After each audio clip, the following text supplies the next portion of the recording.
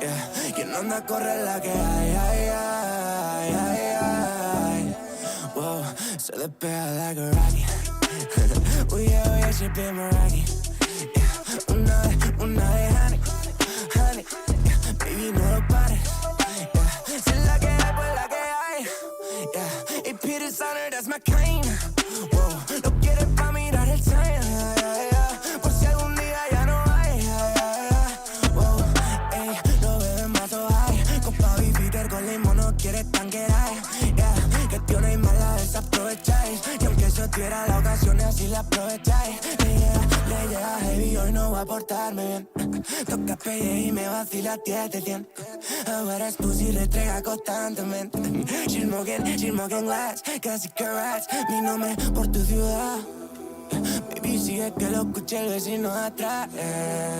Let's hop and cash. Y si preguntan la que hay, she want it, I got it, y acabo de asfixiar. Let's go to class, la partidita al solitario. You're double around, yeah. Eso que tiene duplicado, yeah. Muévemelo para el otro lado, yeah. Oh yeah, no, que se amontone. Tranquilo, sáltame los botones. Los mamas y a mí me se moconen. Todas las posiciones. Oh no, otro cero. Rugian si lo meto un aguacero. BBM, very big monetero. Quieren dinero, fundiendo cobre en la que hay. Que no anda a correr la que hay. Ey, fundiendo cobre en la que hay. Que no anda a correr la que hay. Pretty.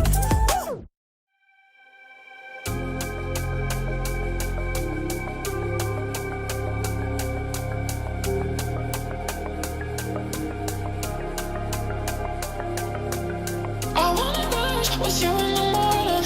I live love to feel more alive. I want those eyes to never be lonely. Let's make this night the time of our lives. I wanna rush with you in the morning. I live love to feel more alive. I want those eyes to never be lonely. Let's make this night the time of our lives.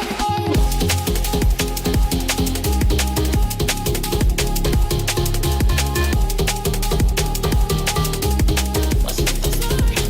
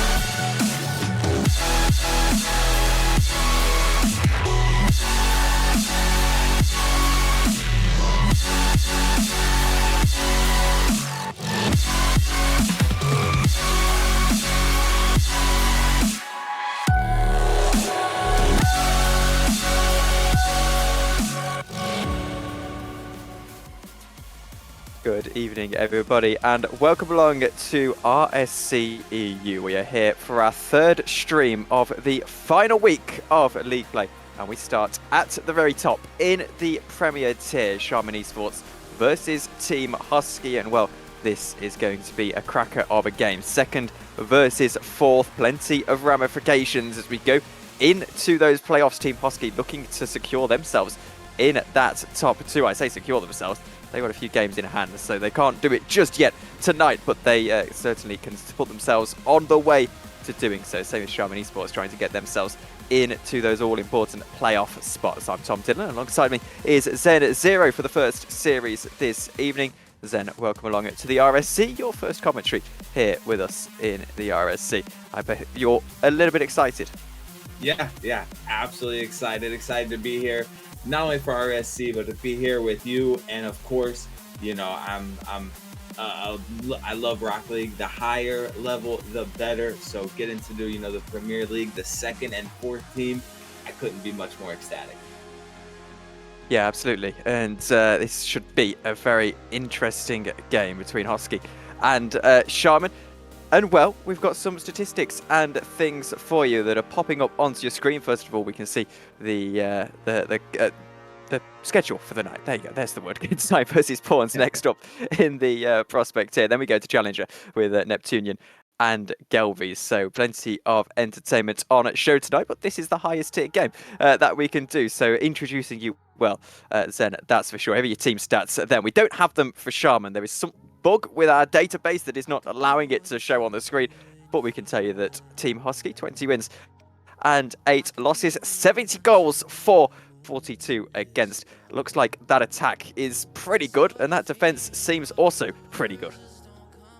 Yeah, absolutely. I mean, you said, you know, 20 wins, 70 goals, so sounds like a pretty high octane type of offense. Of course, wish we had the stats for Shaman. They knew, the computer knew it, said, hey, it's Zen's first cast with us. Let's not give them both team stats, just as, you know, it's a little fools. But no, I'm super excited for it. And, you know, the stakes are high right now with number 2 and number 4. I would argue, I'm not sure who has more to lose, right? Number 4 wants to keep moving up. Number 2 doesn't want to move down. So I feel they're both going to be playing with very, very high intensity.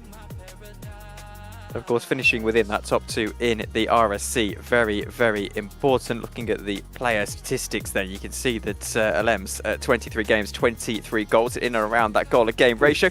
Grammar as well, 15 games and 17 goals. So very interesting for Team Hosky. Potentially those two going to be leading their line for that team. Will also be interesting to see if Cedric makes his way into the roster. Only played the 3 games, if I'm correct in saying substitutes have to play a set amount of games here in the RSC, and it doesn't appear that he's done that just yet. So it'll be interesting to see in this late stage of the season if he starts to make his way into this roster. But Zen, we talk about our predictions. We've got a moment because the teams have politely not joined up the lobby in time, so we can give it a second. What are your predictions heading into this game?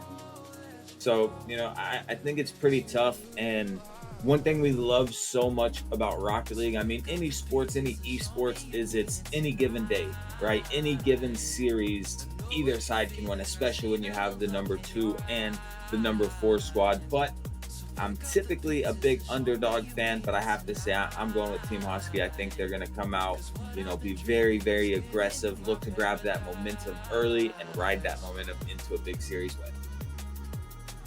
Yeah, I'd probably go 3-1 Hosky as well. They need this in order to try and start to secure that top 2 spots. They sit on 20 games won. And actually with a sweep today, they can go top of the league. So I'm sure they'd be keen to do that with the 4 out. We're just waiting on a few of our players joining. Actually, Cedric is going to be in the team because he's, presumably he's going to be in the team at least one of the 4 games today because he's in the lobby right now. Presume he's not just spectating, but yeah, waiting for the other teams as well. Not the amount of fill that I was signing up for here at the start of this game. It's not normally like this, then.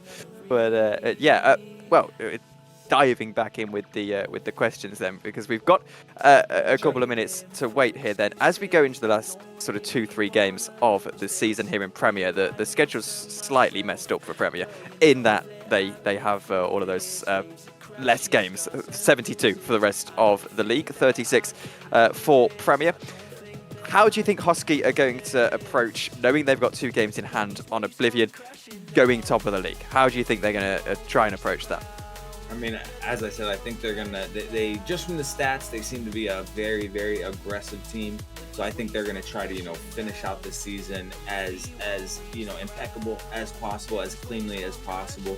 And I kind of mentioned earlier, you guys will probably hear me say it a million times, but momentum is so key. So yeah, I think they approach these last few series, last few games coming out, just swinging hot, looking to set the precedent, set the tempo, the pace on the other squad, grab that momentum early and finish out strong.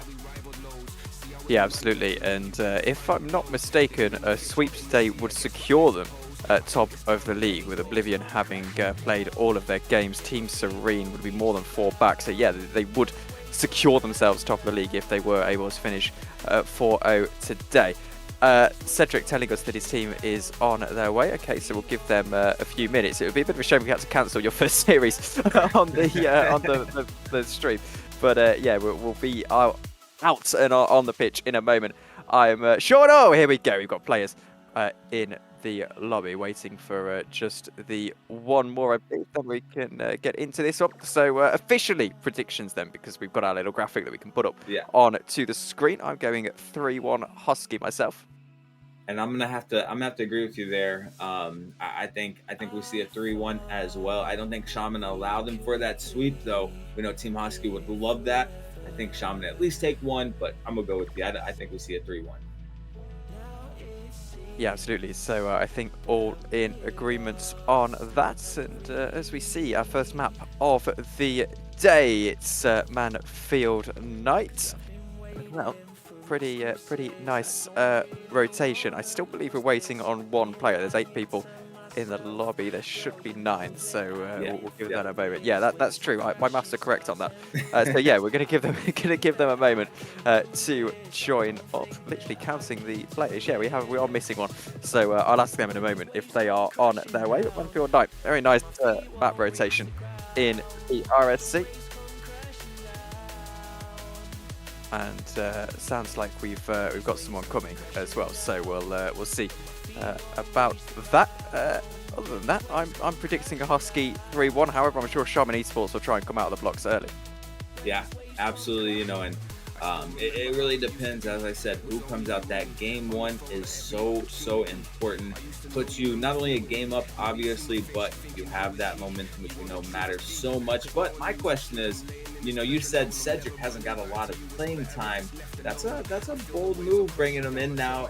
But you did say that subs had to have a certain amount of play time, so that could be part of the strategy, part of the reasoning, I should say.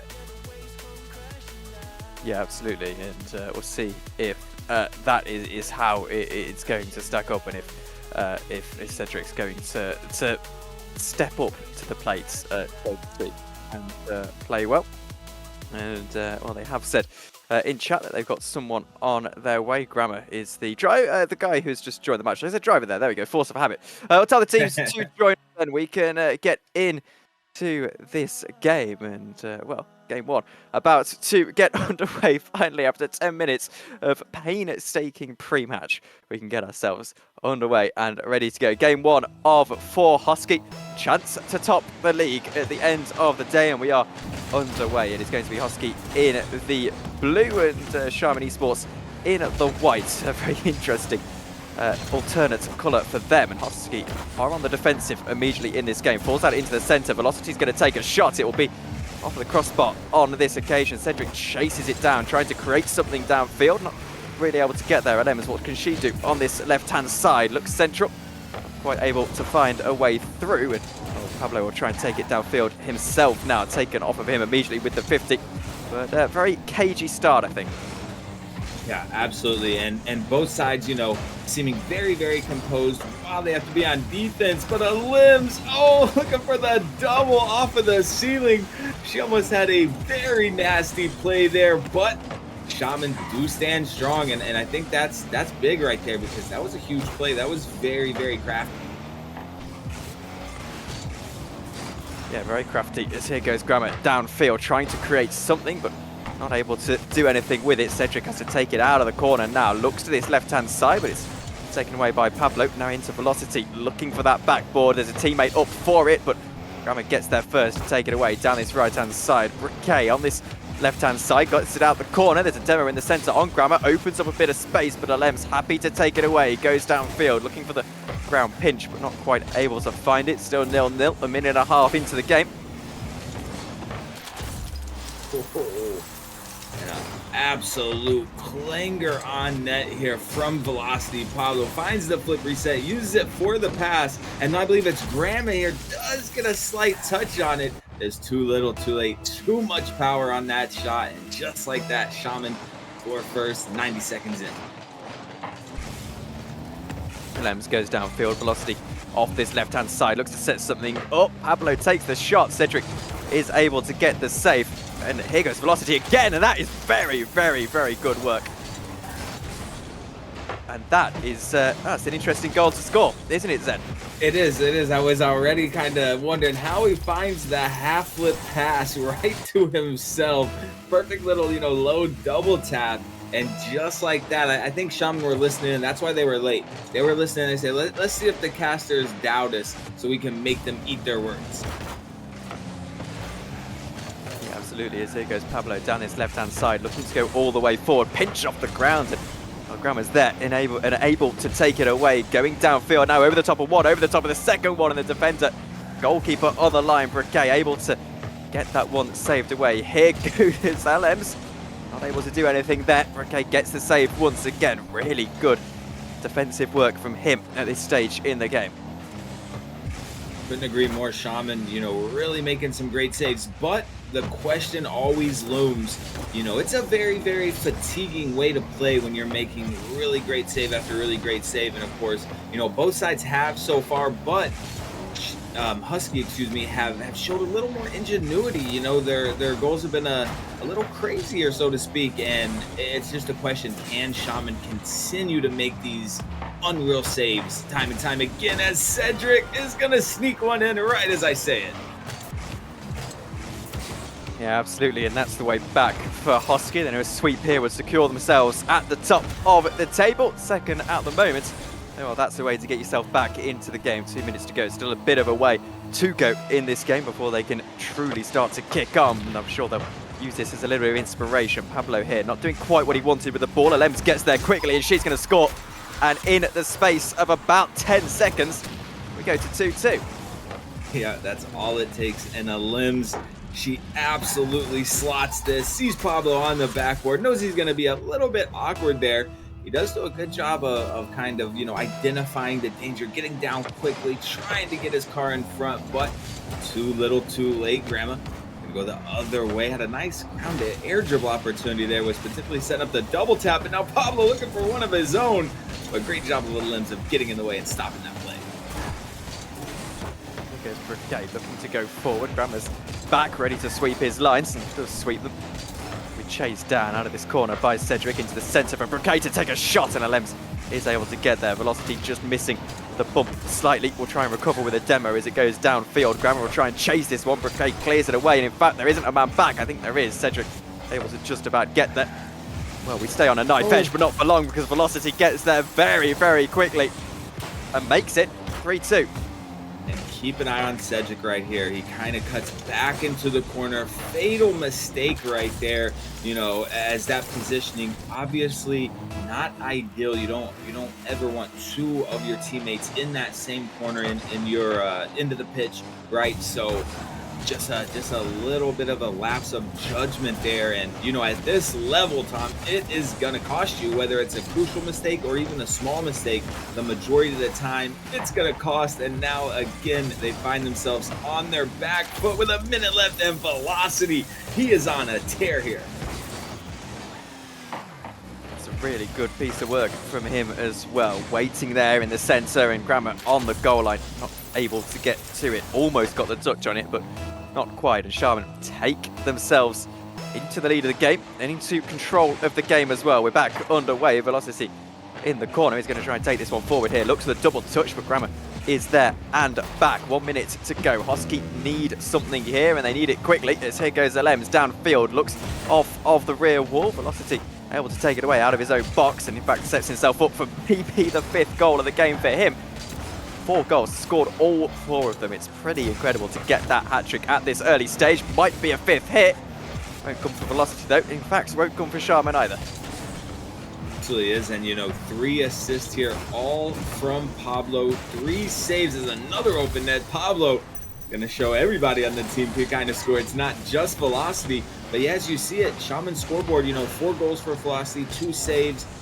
Pablo with a goal now and 3 assists, 3 saves from Bruh. So everybody getting involved, everybody playing their role, and I tell you what, it's presenting some real trouble here for Team Hosky.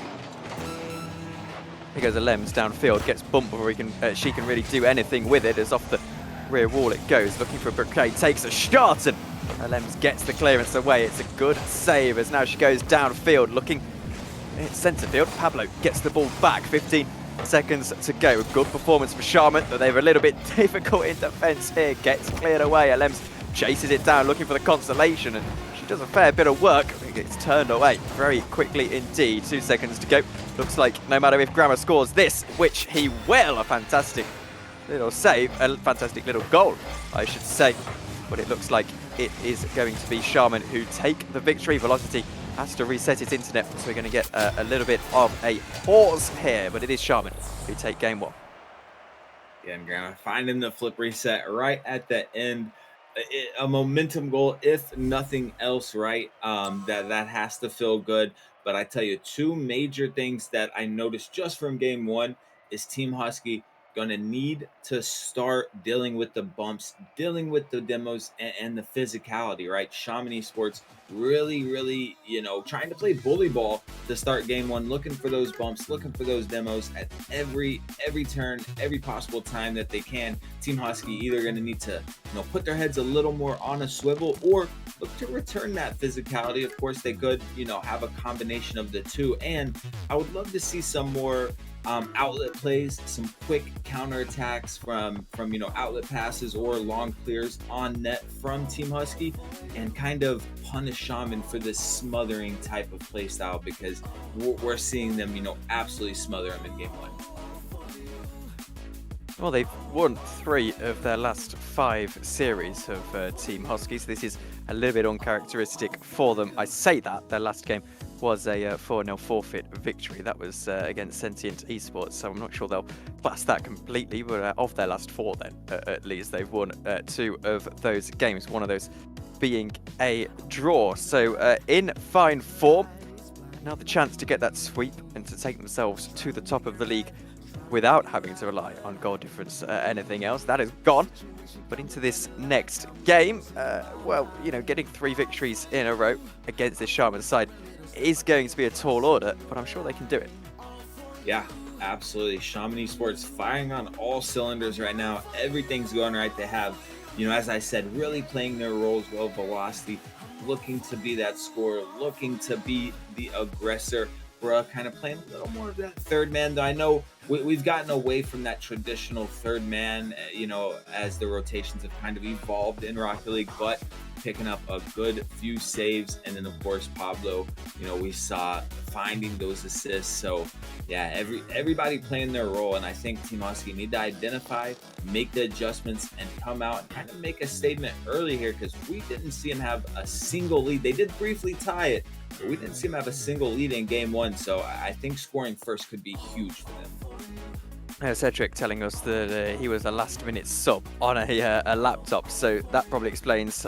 Yeah, I'm not saying he played bad in that last game, but that explains if his performance wasn't up to his usual standard. That I imagine would be why last-minute sub. And I think Rocket League, particularly at this level, is one of those rare games where you can't just get in and jump in. I mean, I come from a racing background, and you can very easily jump into one of those, and the muscle memory comes back to you, and you're just straight back into it. And it doesn't take you too long, maybe about 5 minutes to warm up. But once you're back, you're back. I think Rocket League, one of those rare cases where literally you have to wait for it. You have to warm up Yeah.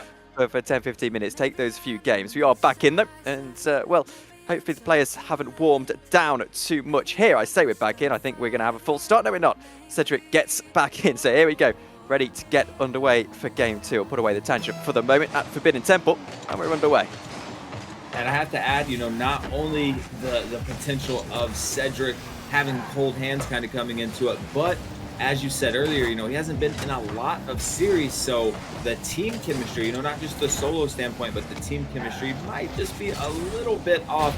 And same as you said, I'm not saying they played bad by any means. You can tell they're a very, very strong, very high-level squad, but yeah, it's going to take more than you know, one game, but they want to take this series. They're going to need to kind of find that cohesion, fix those mistakes as Grandma trying to slot one, but Velocity with an early save. Cedric turns it forward. Alems tries to chase it down into the corner. Gamma now takes a shot out to the far post. Will slightly miss, and Briquet clears it back downfield for Pablo now. Off of this flank, goes forward. No one on the goal line. And Pablo with a very quick break down that left-hand side. Turns it home for another Shaman. Well, another Shaman lead. Another Shaman lead indeed, and you know, they kind of used the advice that I was given to Team Husky and used it themselves. They found themselves under some pressure, a lot of aggression coming from Team Husky there in that first minute, and they found that outlet pass. And when you can find a teammate out of defense, it allows you to seamlessly transition right into offense and buys that respect of that third man, where they say, hey, we have to back up, we have to respect the teamwork, we have to respect the long clears. That gives you a little more breathing room, and right now that's something that I think Shaman have. Team Husky don't quite have that yet, though. Gamma going forward in the air. Cedric takes it off of him. Tries to go downfield, but Briquet is there, ready to get to it. Pablo has to chase back down, though, as a bump gives a little bit of space here for Hosky. Into the centre it goes. Gamma keeps this one alive, putting it back into contention. Briquet happy to clear. Bounces up here out to his right-hand side, looking for a Hosky player. Pablo looks for one of his breaks down this left-hand side, once again out to the far post. Too much weight on the ball into Briquet, but he does very well with it to recover. Alems with a good save as well, so we stay on as even in that regard. Still 1-0 to Shaman on the scoreboard, though. It's here off the backboard. It goes for Cedric. Should score, but it's a good bit of defensive work from Pablo. Just about getting that save. Yeah, this game is of millimeters and milliseconds, and if Pablo was, you know, a millisecond behind that, it certainly would have been a goal. And again, kind of matching the tone they had of game 1. It's not that they're getting, you know, way more opportunities than Husky. It's that they're saving these insane shots, these insane attempts, and the defense is really what has, you know, won them game 1 and has them in the lead here. Alems is having to track back to this one. Briquet trying to chase it down. Off of the corner it goes. Grammer clears it away, but not very convincingly. Allows Velocity to have a chance, and now Alems with a clear goal to aim at up the other end. Hosky counter-attack themselves, but it's a miss. Cedric follows it up. Well, Alems won't be happy with the first one, but I think Hosky will be happy with the result. Yeah, she can't squander those opportunities, and we know, you know, obviously she's at the level where that's a very, very rare thing. And to be honest, I think the wide open net caught her off guard a little bit there. She expected somebody to be back, and by the time she realized, hey, it's wide open, it was just a bit awkward. But, you know, your heart smiles a bit that they found that goal. As tough as a road it's been for them to start this series, you know, you would have hated to see that opportunity fully squandered. But just like that, we are all tied up. 5 shots to 5 shots, 3 saves to 2 saves. Very, very neck and neck here. It's a shot that Grammer's going to be able to save rather fantastically.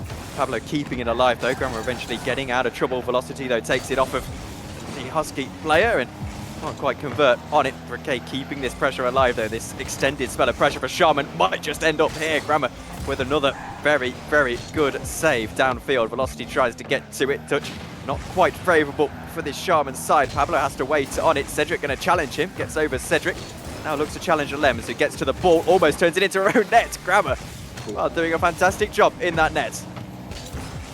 Yeah, really, really good field awareness and reaction time there from Graham. I thought it was going to be an own goal as well, which would have been tragic.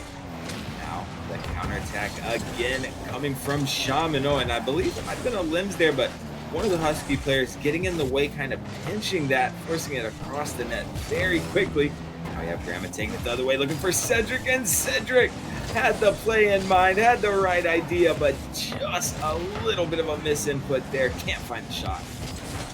Grandma goes downfield out to the left-hand side. It's a little bit of a pinch off that left-hand side. Cedric now continues it downfield for Grandma to take the shot out to the far post. Alems gets there, too much weight on the ball into the last 40 seconds. This is in the centre. Pablo happy to deal with that one. Cedric swoops around to it. Velocity chasing. Cedric gets the better of the 50. Pablo now inside of his own box, having to clear it away. Alems takes it off of him and now goes downfield, trying to create something for Hosky here off the corner. Pablo happy to clear on this occasion though. 20 seconds to go. Otherwise, we get an overtime. What can Velocity do? Takes a shot off the crossbar, follows in for a K, but not quite able to follow in well enough.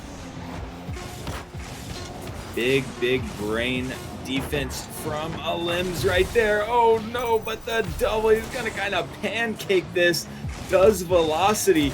And I was just speaking, Alems, made a great clear off her own backboard. She saw the danger, saw her team had committed, but that double commit, though she,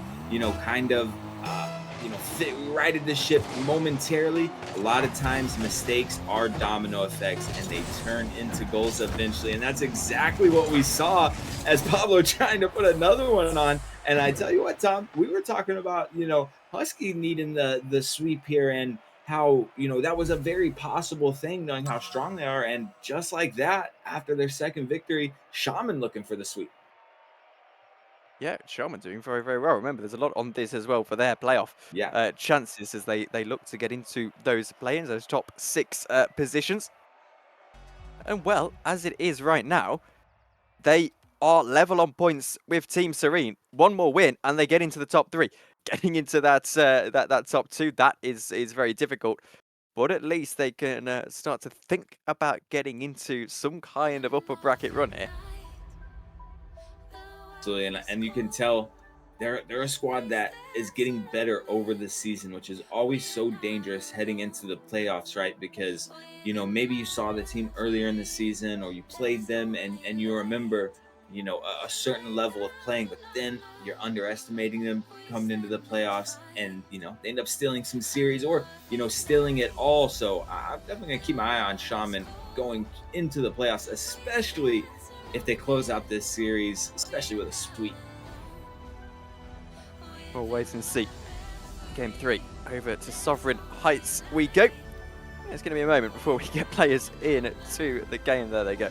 They will pop on to the pitch and we can get ready for Game 3. Shaman in total control of the series, looking to get a series victory and overtake that 4th spot. Immediately a chance here with Pablo on the cheats. Can't get the beating of Alems.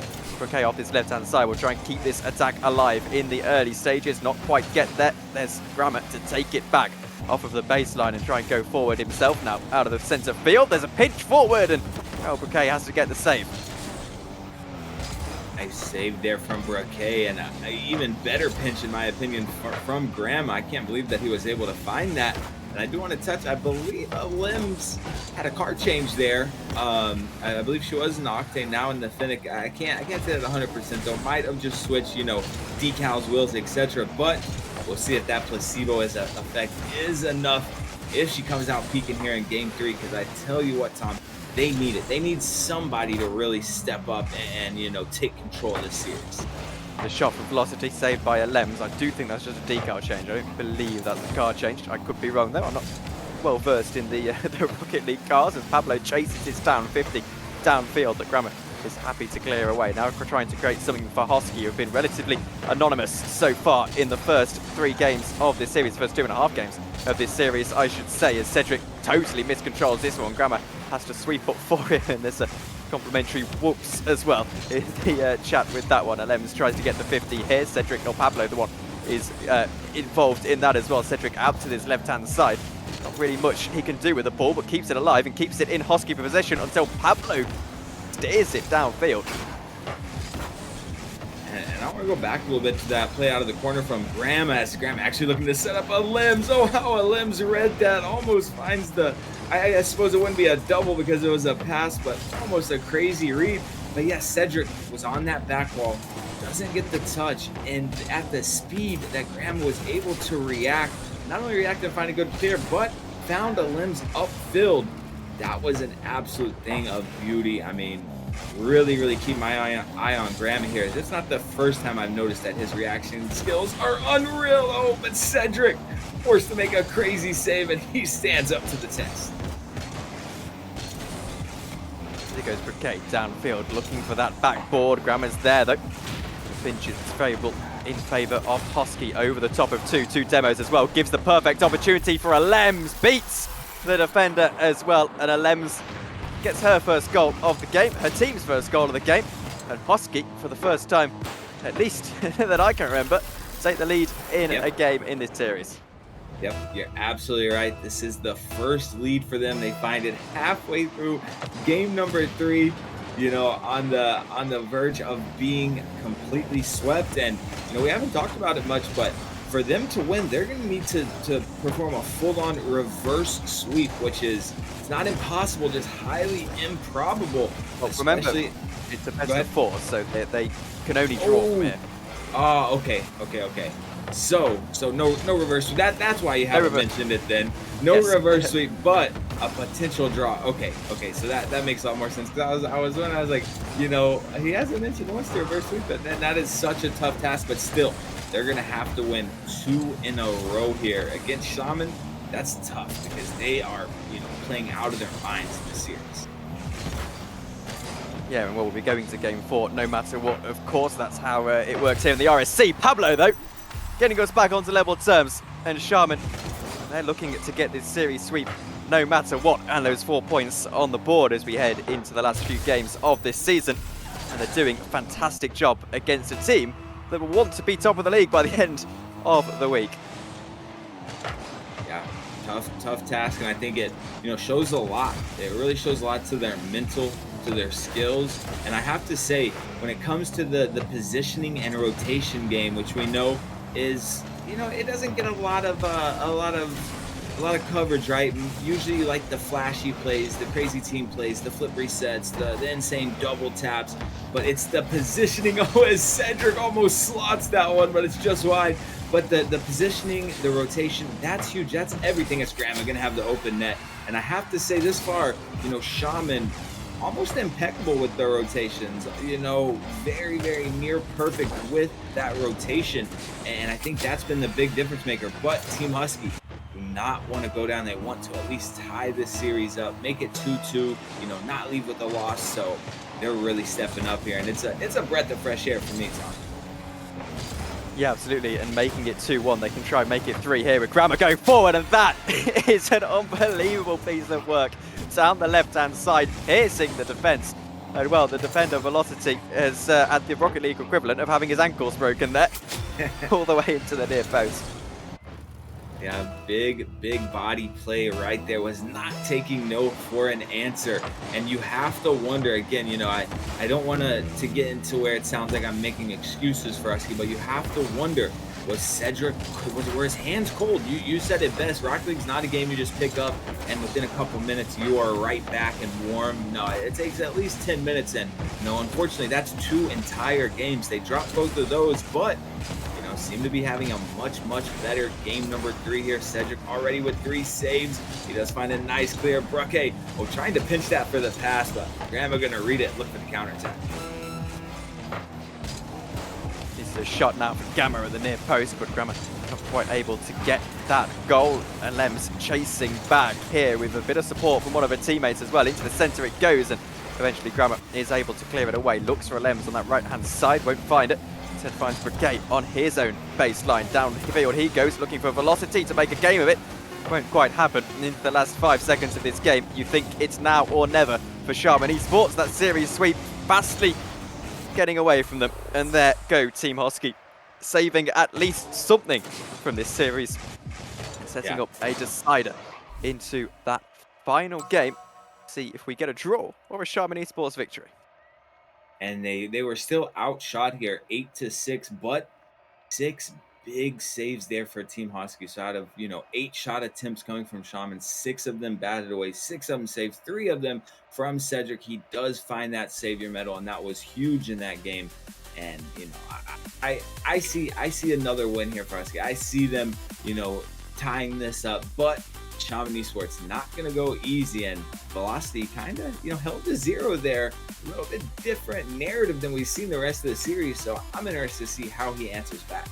And here's one for you, 7 demos to 0 as well. Wow. Team Hosky being very, very aggressive in that previous game. So I wonder, maybe, if that's the secret here. Play aggressive, play dirty, and find yourself with a victory on the board. We'll see how this stacks up, of course, into that final game. Team Hosky knowing that they need to win it. To be honest with you, 2 points on the board will still be a very successful game for them. That would mean they only need 2 points from that final game of their season to overtake Oblivion and top of the league. So would be a productive day for them, even if they weren't able to wrap it up here this evening. But we are ready to get underway. And this final game here, very, very excited to see if Team Hosky can continue this. And you have to wonder, as I believe it was Brugge almost lining up that nasty double tap. Does look like he got bumped off of it though. And yeah, the physicality, how much is that affecting Shaman? I'm a huge fan of physicality. I believe that, GC2 and under, it's the full meta if you can get a lot of bumps and demos. And even at this top level, it's part of the meta, right? But the big thing, oh my goodness, a disgusting dunk on the goal line from Pablo to start our scoring out. My goodness, what did you think of that goal, Tom? Yeah, well, at the near post, just totally catches the defence napping, and I think Cedric will feel a little bit frustrated with that. It's a case of Hosky suddenly look good in this series, and then immediately they have that setback early here in Game 4. Alem's trying to put that to rights very quickly. Velocity out to his left-hand side, beaten to it by Grammar. Grammar goes all the way across the face of goal, but no teammate at the far side. I think that'll be frustrating for Hosky because they did a lot of good work in that Game 3, and it feels like it's almost immediately just totally fallen away from them. Might get worse. Here, Cedric with a good save. Yeah, I think they need to score next. They can't start to, allow Shaman to fill themselves, because we've seen what they're capable of when they do, specifically Velocity. But yeah, I'd like to see them, up those bumps and demos again as Grandma, flip reset, almost finds the net, pulls all 3 defenders. But the big thing about the bumps and demos is it has to be organic, right? You can't be chasing them. You need to find them, in your rotations in your rotations out. And that's where those boost pad lanes are so dire, because you catch so many players at the middle of the field as opposed to when you go to those corners or, the far wall. Okay, looks to take this forward, trying to pierce that defense, can't quite do so. Grammar chases it down and benches it out to this right-hand side, where she'll try and find a teammate. Here goes Cedric now, looking at central. Pablo spills it to Alems, but not quite able to find any way through. Grammar takes it all the way forward. Now what can he do off of that back wall? Not really much at all. Cedric into the centre. Alems looks for the backboard, finds the backboard. Can she find a teammate though? Finds Grammar off the backboard again. Pablo's there this time though. Cedric with a chance, needs to beat someone in the air, does. And eventually looks like Shaman survive that little spell of pressure. Continues slightly here. Pablo clears it away. And I think Shaman defending well. Yeah, and Grandma kind of double committing with Cedric there, or one of the two, but regardless, they double committed. Very, very bold of a limbs to stay there, but ends up paying off. She made the right decision, and now Grandma, looking for another clean air dribble into the net, but again, another unreal save. Tom, and I think Shaman's defense, if this is their consistent defense, they're going to be hard for anybody they match up with. Grammar looks to steer that one towards net. Lem's trying to go forward herself, but not quite able to find it. Velocity takes this into centre field. Bouquet looks for the shot, and Cedric this time gets the save. And this has been a total peppering of the backboard from Team Hosky. Somehow they haven't found their way through. There's only been 2 saves, actually, would you believe it, throughout the entirety of the game for Shaman, and they're still defending so well. Once again here, clearing it away. Cedric trying to keep it alive. Velocity takes a shot to the back post. Grammar has to get the save. It says a lot that you can be totally dominated in a game and still have forced your opponents to make as many saves as you've had to make. Yeah, absolutely. It comes down to, the quality of those shots that you're putting on target. If they're just little pot shots that are very, very easy saves compared to crazy ones, but scratch that, Velocity finds another big dunk right on the goal line. And I tell you, that's both goals here for Shaman. have been dunks, and man, it's a thing of beauty. You know, they have that patience. They're making sure to be the second one to touch the ball, and when that happens on your goal line, that spells disaster, as we see here. 2-0 in Team Hosky. Let's see a little bit here, making that job into their final game of the season just that little bit more difficult, as here goes Velocity downfield over the top of Alems, but Alems is there, able to get the save. I say the save, the clearance away, really. Just that little touch that helps spark a counter-attack here. Out to this right-hand side, Alems across the face of goal. Grammar not in waiting. Velocity takes it off of both of them, and now there's an open net. That's a very, very good demo. Very alert defending, and a second demo as well. And you have to wonder what that does to the mental of Hosky, because had they scored right there, they would have been back in this game. As Grandma, nice save, but they would have been right back in this game. And Limbs makes another save as well. But to find that demo, and then Brooke actually demoed 2 defenders there, that just quite honestly has to be very frustrating. Limbs does find a nice pinch around Pablo. Can't quite read it. Cedric was there, but good defensive stand, as we've been seeing all series long. 20 seconds to go. Hosky really needs something quickly into Grammar. Brigade does the defending very well. Looks like Team Hosky are going to be chasing that top of the league title. There's another save from Velocity into the final day of the season. Here goes Velocity to make it 3 and to put this game to bed. Into a teammate. Pablo can't find the double touch, but I don't think it's going to matter. Team Hosky have been outplayed here as Shaman Esports do their bid for a playoff spot. Absolute wonders with a 3-1 victory in the penultimate series of the season.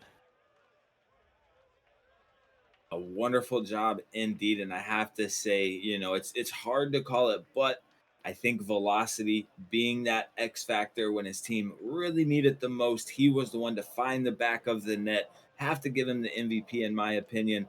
And Team Hosky, keep your heads up. You know, there was a little bit of you know, tough circumstances with it, as you know, you never want one player to have to jump on at the last moment ever to sub in, but especially not, you know, on the laptop. So a little bit tough. So I would try to just shake this one off. Keep your heads up high. You guys know you are a strong team, but today it was all Shaman.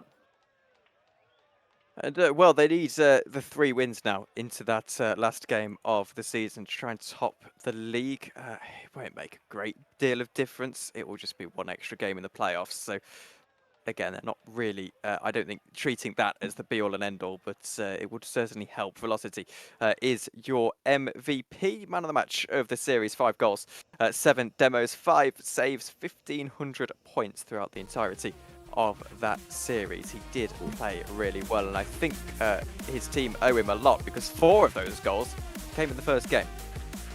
Yeah, absolutely. But I will say, you know, I think it comes down to roles, right? And whenever you have multiple players on the team that want to be that MVP, that's what they're worried about. They want to score. They want to be, you know, the man, or, you know, be number 1, I should say.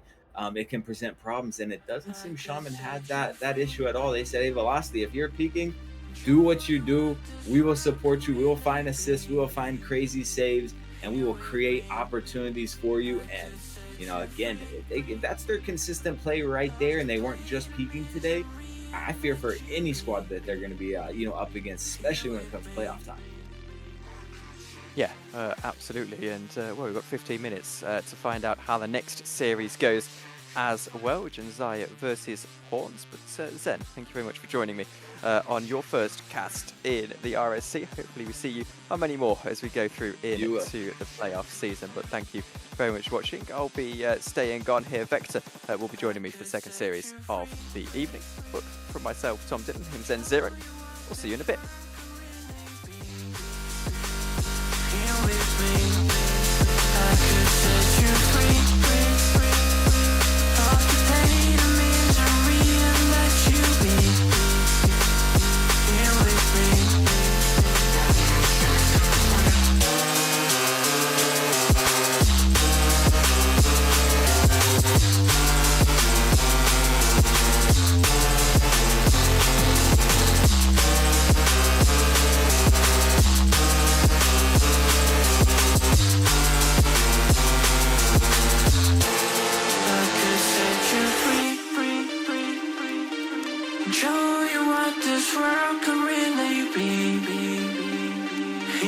with me, I could set you free of the pain and misery and let you be here with me.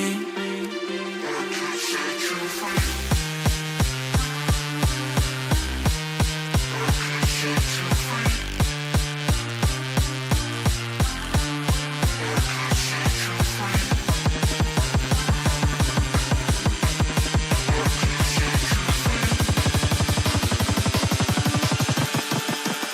Could set you free.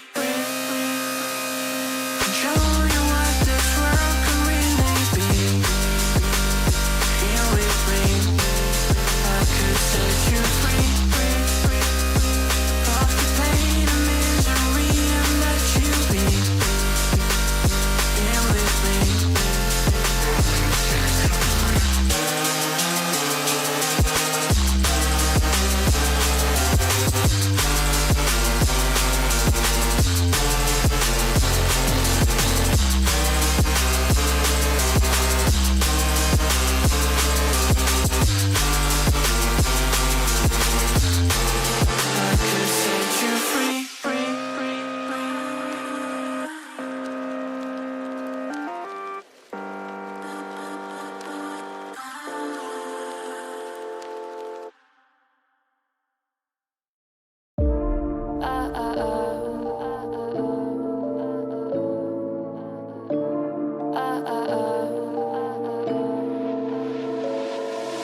Don't you think we could be different if we could just take it slow, let it go, roll down all the windows, feel the wind rush it through, hear the music, take the groove. Don't you know all I'll ever really wanna be is a connected high, you and I, pinnacle, climactic vibe. Show me yours, I'll show you mine, you don't have to pretend we're shy. Let's forget the 9 to 5, I just wanna feel alive. Take it slow, let it go, roll down all the windows.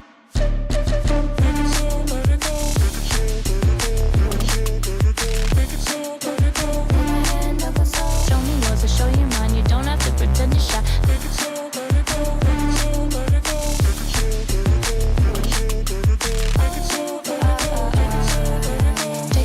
let it go. Let's take a trip to uptown. Don't you wish we could be out of sight, out of mind? Take my hand, don't go slow. I'm chasing the afterglow. Dance with me, wild as we finally got some clarity. Don't you know all I'll ever really wanna be is a connected high. You and I, pinnacle, climactic vibe. Show me yours, I'll show you mine. You don't have to pretend we're shy. Let's forget the world outside, turn it up to overdrive. Take it slow, let it go, roll down all the windows.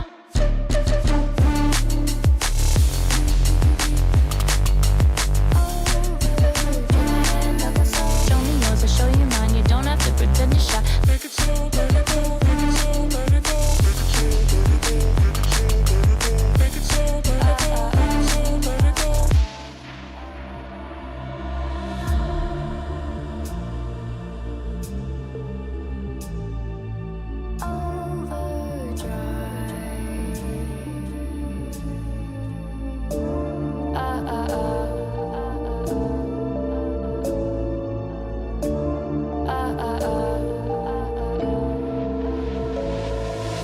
Don't you wish we could be out of sight, out of mind? Take my hand, don't go slow. I'm chasing the afterglow. Dance with me, wild as we finally got some clarity. Don't you know all I'll ever really wanna be is a connected high. You and I, pinnacle, climactic vibe. Show me yours, I'll show you mine. You don't have to pretend we're shy. Let's forget the world outside, turn it up to overdrive. Take it slow, let it go, roll down all the windows. Take it slow, let it go. Take it slow, let it go. Take it slow, let it go. Take it slow, let it go. Take my hand, don't go slow. Show me yours, I'll show you mine. You don't have to pretend you're shy. Take it slow, let it go. Take it slow, let it go. Take it slow, let it go. Take it slow, let it go. Take it slow, let it go. Let's take a trip to uptown. Don't you wish we could be out of sight, out of mind? Take my hand, don't go slow. I'm chasing the afterglow. Dance with me, wild as we finally got some clarity. Don't you know all I'll ever really wanna be is a connected high. You and I, pinnacle, climactic vibe. Show me yours, I'll show you mine. You don't have to pretend we're shy. Let's forget the world outside, turn it up to overdrive. Take it slow, let it go, roll down all the windows.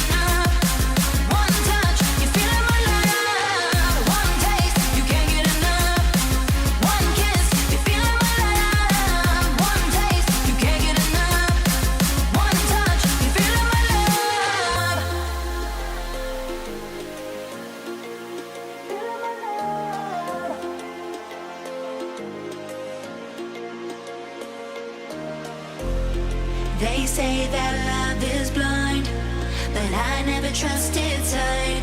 When I turn and look inside, there's nothing I can find. In the silence of the night, when my demons come alive, I hear a voice disguised, telling me we're not alright.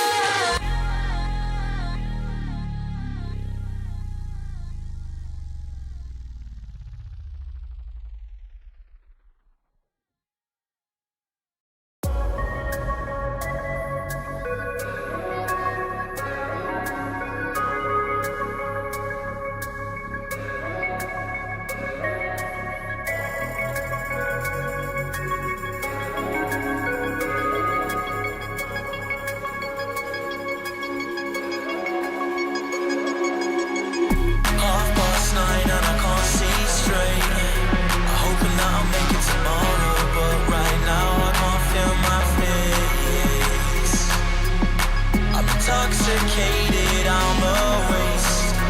Hoping I can drown my sorrows, but I love that bitter taste. So I'm addicted to you. Visions of you. Come closer, closer, closer, closer. Come closer, closer, closer, closer.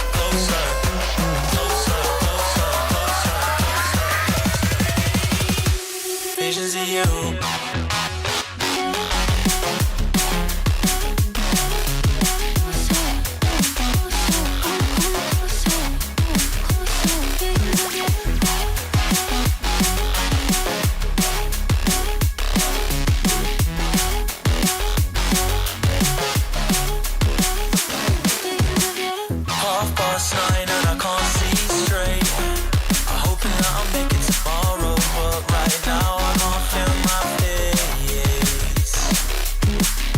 Intoxicated, I'm a waste.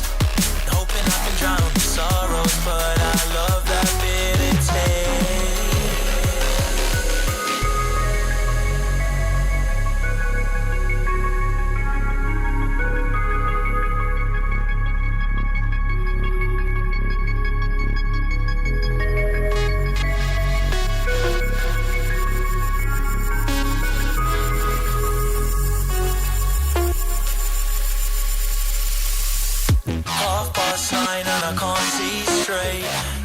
hoping that I'll make it tomorrow, but right now I can't feel my face.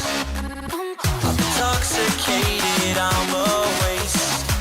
Hoping I can drown my sorrow, but I love that bitter taste. Visions of you. Come closer.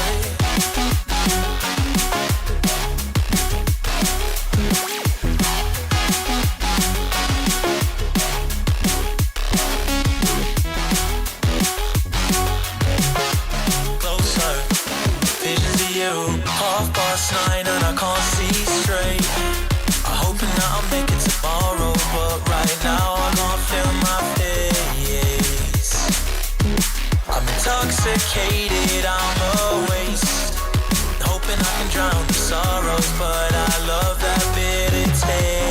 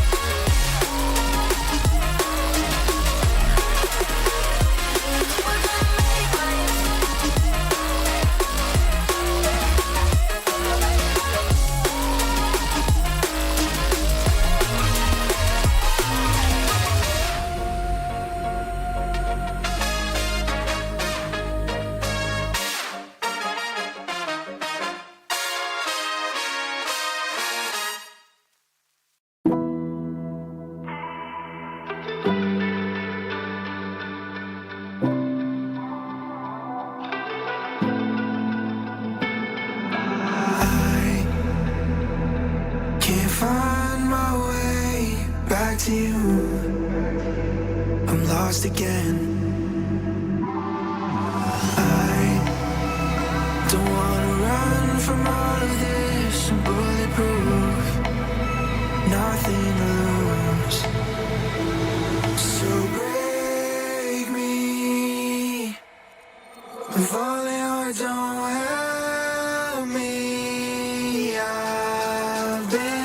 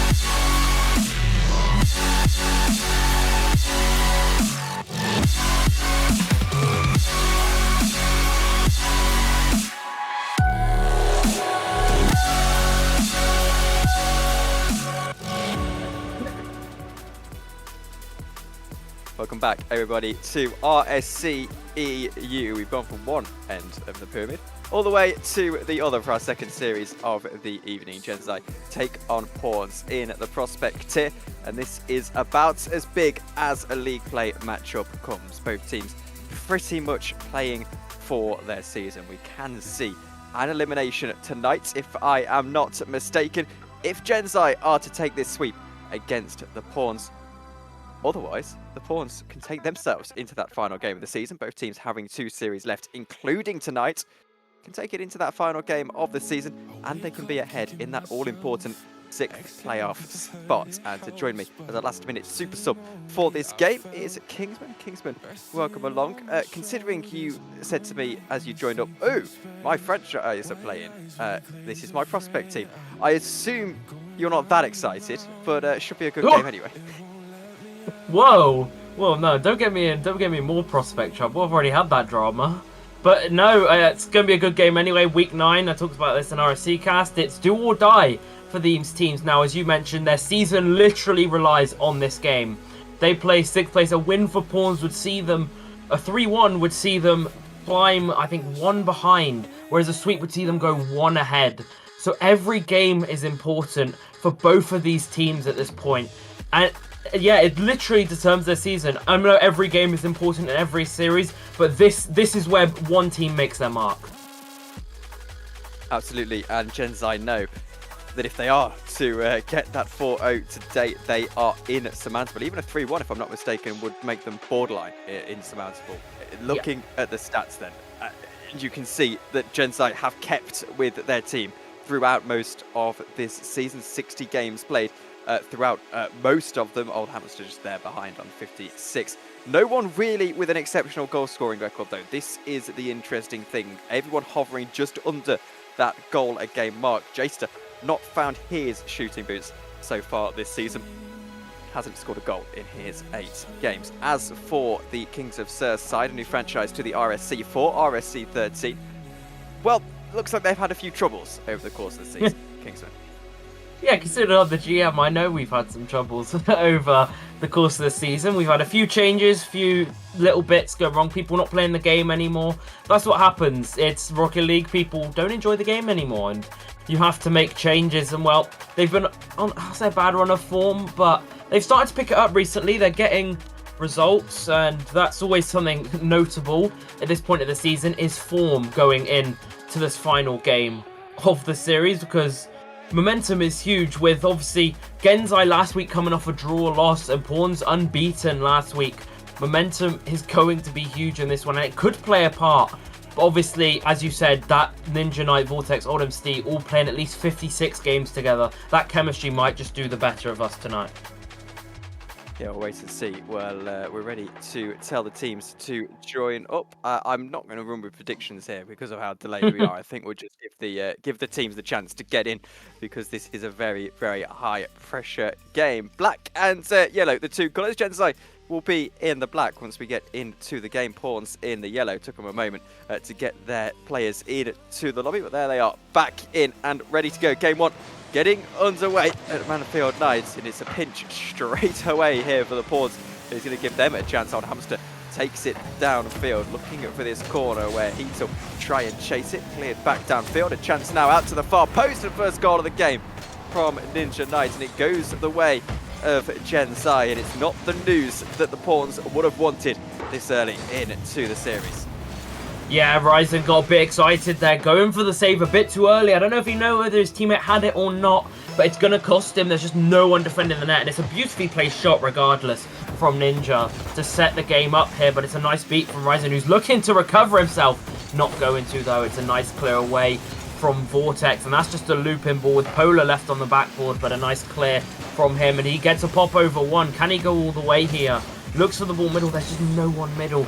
Maybe a bit of communication there that just needs to change up. Maybe they're just warming up into the series.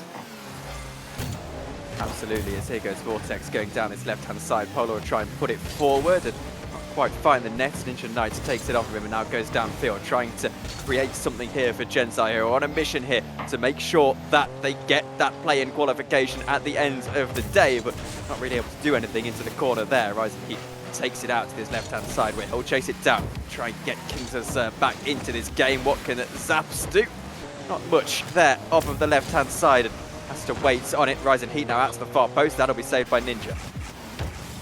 Yeah, that's where the mechanics are lacking. I know in most other ranks they'd be putting the ball backboard, going for a double tap, but obviously this is the lowest tier in RSC. Not that I do see players go for double taps, but obviously not every single time. They want to try and secure it, and that's good showing. There's an opportunity here. It's a nice little 1v1 by Ninja. He didn't look phased at any point there, and it's going to be him to clear it away as well, producing himself a bit of a star with 3 saves already in the first minute 30. That's a demo onto Old Hamster. Obviously everyone loves and knows him, the admin in RSC, and it's another save from him. He's produced 4. Honestly, if you're looking at someone to watch out for just from game 1 alone, it might be him. But Vortex looking for a shot, but it's going to be saved away by Polar. Downfield we go, out to this left-hand side. Polar trying to create something into the centre. It goes. Vortex can't quite do anything with it. Not Vortex, I apologise. The shot comes in anyway, and it gets cleared away quickly enough. Here goes Ninja onto this left-hand side. Takes it past one, looks for the wall, looks to try and get this dribble on forward. Tries to find the teammate. Vortex at the back post. Zaps happy to clear away. It's still Gensai who have that lead, only slightly though. Zap's trying to do something about that up the other end. Vortex happy to clear it away. Potter puts it back into contention. Ninja on the baseline, happy to clear it away, and now down the right-hand side he has an attack.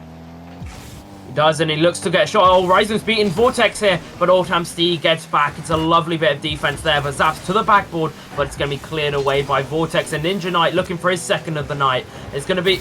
Oh, not the time to be trying mechanical clears, and it's going to backfire massively. Ninja Knight not really doing much. He does beat the guy, but Ryzen Heat just... I don't know. Did he misread it? But it's 2-0 Gensai, and they're looking comfortable. Really sure what he was trying to do then. I'm sure his team will be giving a little bit of chip for that in the in the voice chat as it goes Bowler out to this right-hand side. Vortex goes forward off the backboard, tries to put it into the centre. There's a shot at the near post, and now out to the far post, looking for 3, will be 3. Old Hamster with his first goal of the game. And well, Gensai doing very, very well. It's positive signs early on. Yeah, it's the backflip. I think a bit of a panic on the back line. 3-0, 2 minutes left. The game's looking to have fallen into Gensai's hands here. Through maybe a fault for the second goal, and I think that's just given Gensai the push they need and a double commit in the corner. You can just tell Com's looking uneasy now. Trust not looking so strong. And Oldham Steve bangs it, beats 2. Demo missed from Zaps, but Polo is going to save that. That's a looping ball off the crossbar, but a brilliant save from Zaps to keep it out. Pawn's still on defense here, but with a minute 30, they really want to be up the other end. Heat takes this away. Zaps helps him with it, but they need a goal very quickly here to this Pawn side as Hamster tries to take it downfield, takes the shot, but not quite able to find it. Ryzen now downfield, what can he do? Over the top of Vortex. Vortex with a very good save, rebounds back out into the path of Ryzen. And it's a bit of a mountain that they've got to climb to get back into this game. But Pawn start it off, and there's a little bit of positivity. Yeah, first thing to cheer about this game is going to be Ryzen putting it into the back of the net. It's a good momentum builder. It stops any momentum Genzai had, and a nice kickoff though from Old Hamster will set Ninja Knight up. Polar just AFK. I don't know whether that's a disconnect or what the scene is here. It's a nice 50 from Vortex though, who looks to get a beat. It's a nice beat from Zaps though. 1v1 situation, but he does get demoed. Old Hamster quicker back. Ryzen, yeah, Polar has lost connection. Not what Pawns would have looked for. And Ninja Knight finds his hat trick. That is heartbreaking for a team that were just slowly getting their way back into it. Polar disconnect. And a 2v3 will let Genzai back with a 3-goal lead. So we've got 54 seconds to try and get back in. His Wi-Fi's crashed, apparently, so I don't think that's going to happen. May have to make use of a technical timeout after this game, of course. Into the centre. Ryzen tries to get a goal back anyway, but will be a fruitless effort as here goes Ryzen. He can't do anything, and Ninja makes them pay at the near post. A little bit of a shallow way to be racking up the goals. The goal difference will be pretty happy with it. But I think the point here is that Genzai were going to win anyway, so I don't think they'll be too disappointed here. Pawns, probably the best game for this disconnect to have happened. Yeah, and I think racking up the goals will just keep it being like a hammer, hammering the nail in. That's just going to be a goal for Zaps. A 2v3 goal. I see him hammering the nail in, just lowering the mental every shot. But Zaps is going to find one here. I think that just Genzai getting a bit too confident in this 2v3. Not that I think Pawns will win the game, but it's nice to be getting those goals just to stop the flow. Try and calm the game down a little bit, if you will know what I mean. Into the centre for Zaps, takes a shot. Old Hamster tries to clear it away. Zaps out to the far post. Ryzen Heat is there, but can't quite turn it back in. They're doing well, considering they're playing as a duo here. Not quite well enough. Vortex into the centre. Old Hamster can't quite get there. Ryzen back downfield, but the third man proving to be useful here for this Genzai side. Into the centre. Hamster out to the far post. Now Zaps takes it away from him. Won't really matter too much. They'll try and get the sick. They won't quite find it. It's not the start that the Pawns would have wanted. In fact, it's about as disastrous as it could have started in their quest to stay alive in this competition. Might just be a sixth. It will stay in the air, but eventually, as it spikes on the ground, Genzai take this victory. We'll wait to see if they do need that technical timeout. But it's Genzai with the first game of the series. And, well, they step one step closer, taking this qualification spot. There you go, there's the word. At the earliest possible opportunity. I was going to disagree and say it's not the worst possible start, but I think it is, because without that third player, they can't build up any chemistry for the next game. They can't build. There's nothing to build from. Polar's got to get back on the game, which takes time, whereas Genzai would have been warming up, calming. They'd have been sorting all of that out while that happens, and we'll see if Polar can get back. I've got this side of information because I know... Oh, Polar's... Right. Here's some information, because it being the GM helps on this. Polar's no longer in that VC. Our sub is now... There you go. Our sub is now going to probably enter the lobby. So we're going to be playing with Veiled now instead of... Yeah, there you go. And, yeah, sorry. Anyway, anything to point out the disconnect. 12 shots there from Genzai that game and 8 saves on the back line. They're looking very solid. And they're looking that this is a team that wants top 6. This is a team that's not going to mess around. This is a team that wants that qualification spot, and they don't want to have to wait for the next game. No, and with all that extra pressure that comes with it, we go over to Forbidden Temple. They want the 4. They can make it easy for themselves with the 3, but, well, I'm sure the 4 is what they're after. Sub is in. It's going to be Veiled Boy who comes in as the super sub. Ryzen Heat gets the kickoff, cheated rather well. Into the centre it goes at the near post. Ninja will clear it away out to Hamster on his right-hand side. He can't quite make contact with the ball. Zaps goes over the top of it, and Well, there's a chance now for Veiled. His first touch of the game down this left-hand side as the substitute looks for the teammate in the centre. Will have a teammate in the centre. What can rise into? Takes a shot at the near post, and Ninja's happy to clear it away. Yeah, a bit of a mixed start compared to what we had last game. It was Genzai off the start, but now Pawns have come out stronger on the offense, I think, and Zaps. Bit of an awkward clear here. He's going to set Vortex up, but a low shot, not going to challenge the super sub at all. He's coming on, he's made an impact very quickly, and that's a beautiful shot from Oldham Stee. Top corner of the net. And well, that has flipped the game on its head. A bit of a wasteful clearance from Veiled, and Zaps just unlucky not to get the touch, and Oldham Stee opens the scoring for Genzai, 1-0. And here we go, back into the game. Genzai doing fantastic at the moment, and they've got another chance here. Zaps gets there, and that is a very, very simple, well, a very well-made clearance, I should say. Into the centre it goes. Ryzen tries to take this away out to centre field. The ball's in the air, looping down for Ninja Knight to try and spark an attack on this right-hand side. He's closed down quickly enough. Oldhamster not really able to do anything with it. Zaps trying to take it away. Cleared by Vortex. Now he tries to create something. No teammate really in waiting, and Ryzen's having to take it over the top of both of them. He now attacks down this left-hand side. Oldhamster off the both of them. Well, with 3 minutes 45 to go, seems like Pawns are steadily building into this game, Kingsman. Building into the game would be right. They're getting more momentum. It's looking closer than last game, and that's open. That's got to be punished in those situations, but it's not. It is allowed to roll and be cleared, and it's going to allow Genzai on the attack now. I think with one defender back, and I'll be honest, the director camera was doing me no good there. It was on Veiled, who was on the other, or Zaps, who's on the other side of the map.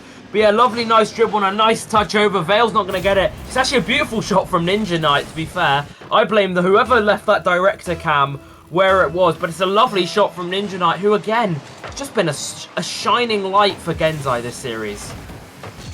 He really has. Ryzen Heat trying to go back forward, though. It's still early stages in this series, though. Genzai looking a class above, perhaps even looking like a team that's maybe not worthy of this 6th spot, worthy of a little bit more. That being said, Ryzen Heat has a shot. It's off the crossbar and won't really come to anything. Ninja Knight off this right-hand side gets a touch, maybe not the pinch he wanted. Veiled boy, he's going to, oh my word.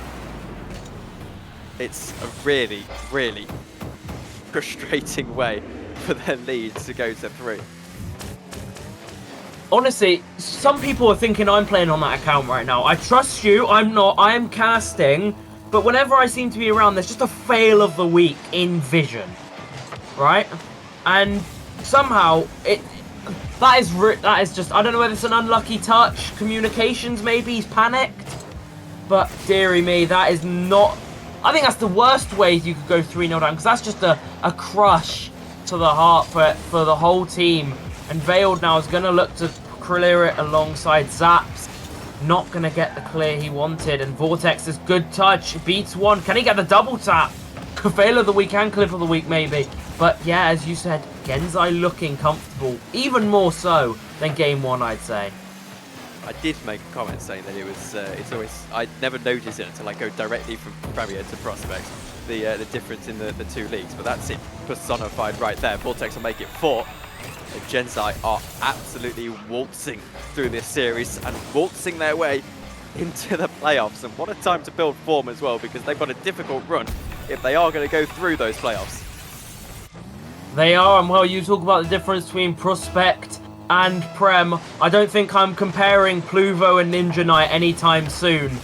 So we'll have to get there soon enough. And Zaps just looking, what they must be looking for, just a mental rebuild here. You just need that bit of wall repaired that has been knocked down, and that's not going to help. A miss there, but this is just looking so one-sided. And let's say this goes to 2-2, it still leaves it all in the hands of Genzai, who, as I said earlier, would like to get it done tonight. And Ninja Knight 50 in the middle, a 5th goal would be sweet for them, but it's not going to come yet. But I don't know. I don't know whether it's going to be Genzai scoring more we see, or Pawns starting to make a bit of a comeback here. What do we reckon? Well, I think Pawns are going to be, well, need to change if they're going to get a comeback here. Vortex going forward, looking to make it 5. Zaps will actually not quite clear it away. Gives Ninja this opportunity here off the backboard, looking for Old Hamster in the centre. He gets the touch. Zaps has to clear it away. does do quite well to clear it away. But they are looking like a shell of a side here at the moment. This Pawn's side, it might be 5 here, will be 5. And that's Old Hamster, his second goal of the game. We're talking 10 shots to 2 hit. Only the 3 saves made. It really has been a terrible performance from Pawns. You know, I'd love to be biased and say no as their GM. I'd love to be like, no, they've been amazing, but I have to agree with you. It's not, I don't think there's anything to be proud of in this series. You've got to give it your all going into this final series, and Genzai have come out like a team who want it. Pawns have come out like a team that's think, oh, it's alright if we get it. There's real fight from this Genzai side, and it's showing as they're 5-0 up in game number 2 of a dominating game 1 performance. And as it looks, this game is ending nothing but a sweep for Genzai. At the moment, however, we've both been doing this for a reasonable amount of time now, and we know that series can shift in momentum very, very quickly. So we'll wait to see if Pawns can wipe the slate clean and secure something from this series, but still make their playoff qualification chances very, very slim, but it would at least allow them to hold on to something. They'll be kicking themselves if that does happen. 10 seconds to go anyway. They'll try and get a consolation on the board here, and you have to feel for them given that bad look they had in game 1 that realistically was already beyond them, and all of a sudden this series is starting to look beyond them. Genzai taking the second win of the series. They make it 2-0, and we'll see if there's going to be another sub here for Pawns. As I see someone's left the match, it's Zaps. I wonder maybe is their other substitute going to make their way into the lobby after, of course, the internet problems. Yeah, I don't think so from reading the chat. I don't think he's coming back. I think that's the roster which is going to finish out the game. But yeah, Genzai have just dominated from game 1. There's no competition. Genzai have walked it. They've been amazing on stream, and that's what you want. A team that is willing to go out and fight for their place, and this is what Genzai are doing. Fighting for their place. 10 shots they had, scoring 5. A 50% shooting rate is very good on stream. I'm sure Old Hamster will be very happy with the way his team's performing, and it's a good sign for them going into play-ins and playoffs, which will be next week for Prospect. A brilliant sign of what's to come, and another game for them secures that top 6 position. Well, that's the thing about Prospects, of course, actually, to make a wider point about it, is that you take Premier, they've got to wait 3 weeks, effectively, for their chance at the playoffs. So you build momentum as a Prospect team in the late stage of this season. That momentum carries forward directly into next week. And that is encouraging for these two, well, I say these two sides, one of these two sides, as we get ready to go into Game 3. Genzai can all but wrap it up here. They'll need the Game 4 to secure it. But I'm sure it will be encouraging. Whereas obviously the Premier players, they put their feet up for the next couple of weeks. But we are in to Game 3, Kingston. Well, I'm pretty sure I got told Premier players never got off the game, so I don't think they're putting their feet up, just maybe foot on the off the RSC pedal for now, shall we say. As well, we're going to see a game here that decides a season. Pawns, they need a draw to do anything. They need to win the next 2 games. And Genzai just need to win 1 game to secure top 6. Which team has that fight? It's been Genzai so far in my eyes, and performances like that and misses like that from Veiled are not going to help Pawns here as Genzai go down the other end with Old Hamster. It's going to get beaten out. It's a lovely beat. It's an open net for Pawns. This will be the dream start. Rising Heat finds the back of the net, and it's a dream start for Pawns. They take the lead. Absolutely, and such exciting Kingsman sounded all series as finally Pawns have something to smile about. And well, this is how that momentum maybe shifts, and Genzai have that little bit of pressure on them all of a sudden into this Game 3. Makes Game 4 a totally different prospect if they aren't going to win here, but Vortex will try and put that to bed immediately, and Stabs does fairly well on the goal line to clear it out of danger. Vortex on his right hand side won't quite receive, will have to beat, oh dear, not that man, it will be Old Hamster instead to boom it downfield. Stabs gets the touch only as far as Ninja though, who takes the shot. 2 men go up to it. Vortex gets there instead, over the top, out to the backboard, into the centre, has to be followed up by someone. Ninja was going back as here's Veiled on the line, clears it away, and well, it's horrid defence, and it's possibly not the most incredible defending I've ever seen, but it works. It's open net, you've got to score it though. They do! They do! It's foreshadowing! It's foreshadowing! Ninja Knight, again, he's the man! He's been the man this series! Veiled, too optimistic, and it's gonna be a goal for Ninja Knight. He's having a hell of a performance. If he's not this series MVP, I don't believe in anything if he isn't. He has had a stellar series, and that's a lovely pass back to Veiled, who's gonna not figure out where the goal is. And it's gonna be an attack here for Genzai, but yeah, the one bit of momentum, I think the opportunity Pawns have had might have gone by now. They had that lead, they needed it. Oh my god, don't give me a heart attack, but they needed to build on that. And oh my god, I can't. Yeah, I mean, the pictures speak for themselves, to be honest with you. This is quite remarkable, and they always go and score a beautiful goal. Veiled Boy gets a poor touch. This will give Ninja Knight a clear goal to aim at. Good recovery from Zaps into the centre. Hamster out to his right-hand side. Ninja recovers, gets back round to it, off the crossbar. Can he return it? Oh dear, no, not quite. And it will be Zaps to take it back downfield. He's now got a chance to score. Vortex is back, and well, his defensive works a bit better, but there's no one following up. And Veiled Boy is happy to capitalise on that. And wouldn't be the most deserved win with what we've seen so far if Pawns were able to take this into Game 4, but doesn't really matter, does it? Yeah, as I've said all season long, it doesn't matter if you score 10-0 or you win 2-1 in a 10-minute overtime.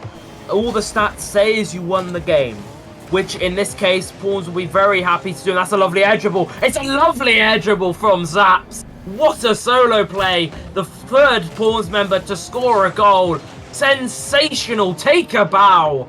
What a shot from him, beats two defenders, I think it bounces, but still, and Tom can now say this is the most excited I've been as Pawns hold a 2-goal lead.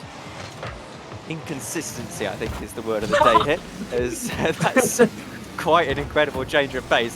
Here out to the right-hand side, Pawns have the attack. I don't think Genzai know what's hit them. As into the centre, it might be a fourth goal that's hit them. It's cleared away eventually by Ninja, who goes downfield, tried to make it 3-2, will go over the top. Veiled Boy gets back to it, and Zaps now goes downfield. Vortex takes the shot. Vortex will find the net. Veiled Boy help on its way in, but it's 3-2, and we've got a game back on. I wonder who scored more goals in this series. Veiled Boy in the orange net, or Vortex in the orange net? I'm genuinely curious, because Veiled Boy, I think, has scored all of Vortex's goals this season. Correct me if I'm wrong later when someone rewatches the VOD. I know one of the players will, so feel free to shoot me a DM telling me if I was right or not. But yeah, no, that's exactly what Genzai needed. They needed some sort of comeback here, and all it's going to be cleared away from Zaps. And Oldham Steve's not going to get there either. Zaps to the backboard. There needs to be a read here, and it's from Ninja Knight again. Honestly, with another prospect player, I wonder how this game would be looking, because Ninja Knight, in my eyes, has run this game. He has. In fairness to Veiled, I'd call that more of a deflection than an own goal. But anyway, that's semantics. Unlucky anyway. And they still have the lead, so they'll be happy with that regardless. Here goes Vortex off of his own baseline. Zaps closes it down at the near post, tries to squeeze it in and does. And it's 4-2 to the Pawns. It's really, really good stuff from them as a recovery in this series. They're looking a different team, and what they have done at least with this victory is make sure that even the fleeting opportunity of taking this into the final series of the season, fleeting opportunity is there. Ninja Knight though, looking for the kickoff goal, won't find it. Tom has cursed it, by the way. He has said they've won the game. So expect 3, we're going to concede 3 goals in a minute 15. It's the caster curse. It's, if you're a caster, you know exactly what I'm talking about. I'm about to see 5-4 on the scoreboard here. Unbelievable from Tom. He's throwing my prospect season. But yeah, there you go. Flip reset. Again, a bit of inconsistency. You haven't seen a flip reset all game, but there you go. And it's going to be a 50 from Rise and Heat and Oldham Steed. Oldham Steed is no longer on the field, but Rise and Heat willing to take it all the way back. And that's a shot for Ninja. But Rise and Heat, he had the momentum to keep it going. Can Veiled get an attack going now? He can, but the ball's back in our corner. Interesting. Goes into the centre, it goes. A chance for Zaps to clear it downfield. Vortex is there. 4-2 in the game. We'll see what Rising can do. Not able to get it. Old Hamster to try and make a game of it into the last 30 seconds. Here now goes Vortex over the top of one. It's good defending to try and keep this game in the favour of Pawns. trying to do the maths for you as well. As here to the far post it goes. Vortex will clear it away, need a goal now, and then they need to go into kick-off range. Looks like it's not going to come, and in fact, Pawns run some clock beautifully here in the top left-hand corner as downfield goes Ninja Knight to try and make it 3. It won't matter anyway. Oh dear, it won't quite fall. But we've got a series on our hands. That is the important thing. Yeah, and I'd still say it wasn't the most even those 2 goals, look at the stats. Genzai've had 14 shots, Pawns have had 5. And I don't know, maybe we've just seen a more composed Pawns side in defense with 7 saves. It's a good performance from them. And Thomas just told us prospect players skill issue. So I'm waiting for this 1v1 show match naturally. But yeah, Genzai had 14 shots and only able to execute 2 in that game. Was it a Genzai bad performance, or have Pawns finally stepped up, Tom? What do we reckon? I'm not too sure. I have got a question though. I forget all the RSC rules. What is our tiebreaker here in terms of if 2 teams have got the same amount of points? Head-to-head's your first one. Head-to-head. So we'd have to see how the other series went. But let's get game 4 over before we start thinking about head-to-head. I'm working on the maths, and it would be head-to-head that they would have to go to. So we'll check. I'll get on checking the other game, but it would be 34-30 if it was to be a Genzai victory here. Pawns can get the win and take this into the final game of the season, but they're requiring a sweep, and then their other side to get swept. So it's unlikely for them, but they'll be encouraged. We'll keep an eye on the head-to-head. But to Beckwith Park for probably the most important game of these 2 sides this season so far. Yeah, and well, I can tell you the other game was a draw as well. So, if we have a draw here tonight, we have to go to goal difference in the head-to-head games. Which, to be honest, from this series alone, I'd say will go to Genzai. But that game being a draw would mean that Genzai, if they win here, they do qualify. Yes, that is correct. They would qualify. It would require, let's just say it would require a miracle. Actually, yeah, no, you're right, yeah. I haven't done the maths there. Yeah, because they'd be ahead on head-to-head if there was to be a remarkable 4-0 in that last game for Pawns. So, yeah, here we go. Genzai playing to qualify in this final game of the series. That's quite helpful for them. Be as comfortable as they would like. Vortex here looking for the backboard. Don't quite find it. Hamster gets back to it. Good job that we had a nice little 50-second break in play there where nothing happened for us to go through all of the ramifications. As here goes Ninja Knight, looks for the corner, won't find anything there. Vortex now goes over the top, tries to find the net, and well, it's a fantastic piece of work from him, and he takes his team within 4 minutes of those playoffs. I think he took my comment with a pinch of salt about the goals, to be honest, because he's just come out and scored a worldie. That is sensational, and it links back to that inconsistency of the redirect. And well, yeah, it's a lovely goal still, but now it's going to be on Pawns. Pawns have to take the game to Genzai. That's going to have to be their mission. Obviously, we've talked about all the stats behind the results here. A draw would mean that Pawns need a miracle. Oh, and Oldhamstein, has he whipped out the toxic card? I've seen the close one in chat with the miss off the backboard. But maybe not intentionally toxic, but it's a lovely finish from him, and it brings the second goal.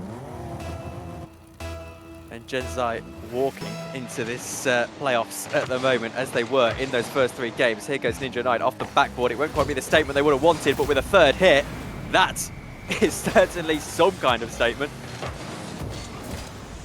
Well, I said would this game be close? We wanted it to be close. We wanted it to be a thriller. But we're getting quite the opposite.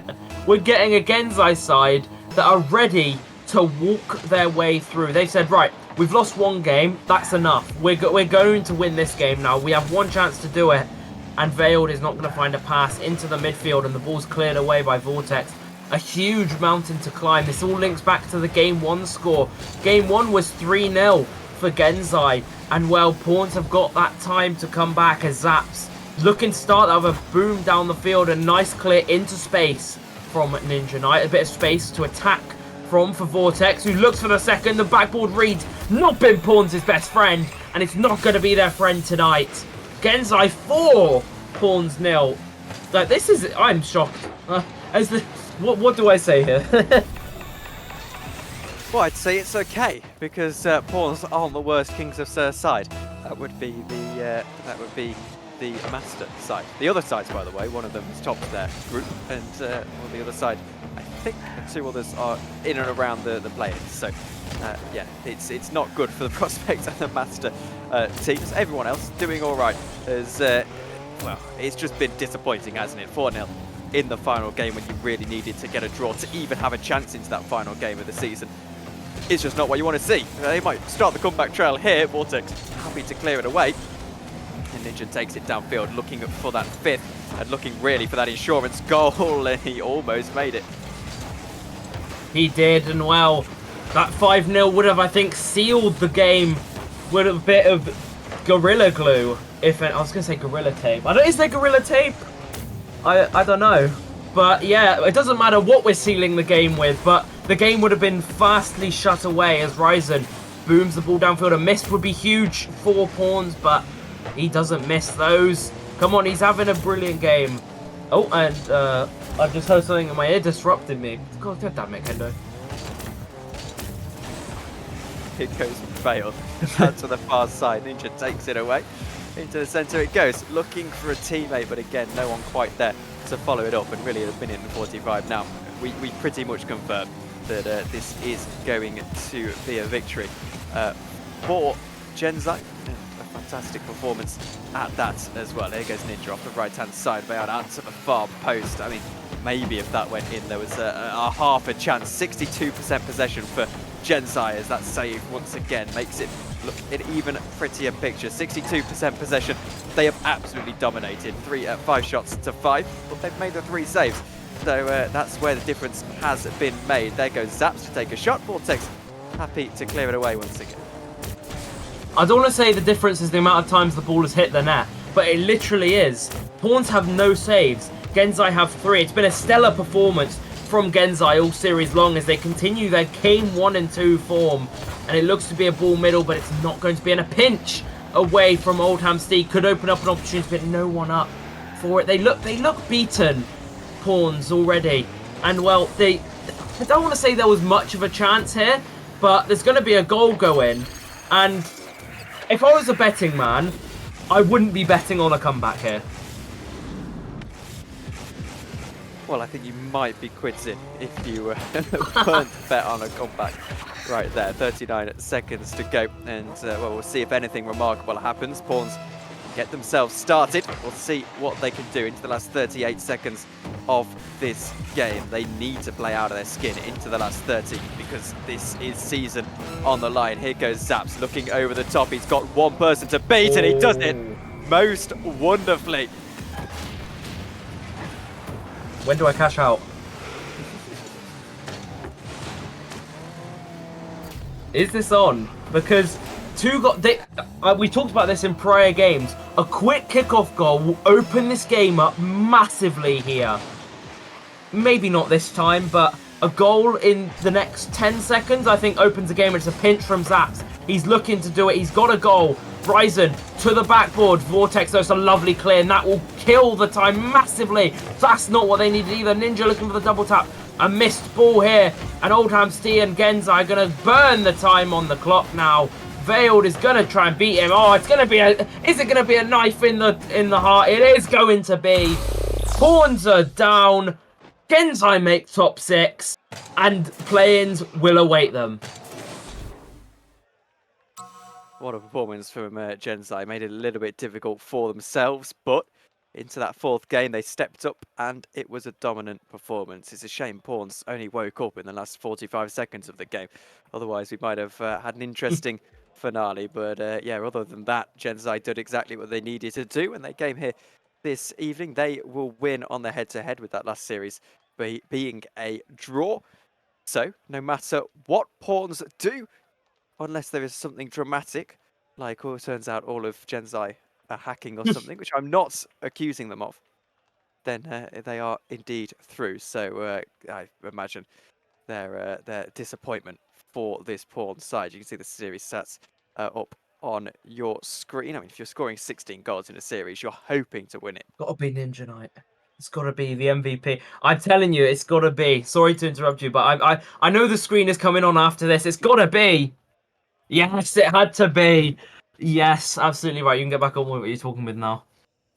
Well, I had finished my point, but yeah, Ninja Oh. with a fantastic performance, and well, he'll be pretty happy. But yeah, let's take a look at the next series then, because well, not really much else to say about this one. Neptunian take on Gelvi. That is up, I believe, one tier as well. That's in Challenger, so we'll be watching that with intrigue. We're at that interesting part of the season where every single game has at least something riding on it. But as I believe we've got everything covered for myself, Tom Dillon, and Kingsman alongside me, Super Sub. Unfortunately, not able to inspire his team quite as well, but anyway. They've got a few other rosters that are going well anyway. So thank you very much for watching. And on the stream, obviously another series coming up in 15 minutes time. But for myself and Kingsman, thank you very much for watching. We'll see you all later. Good night.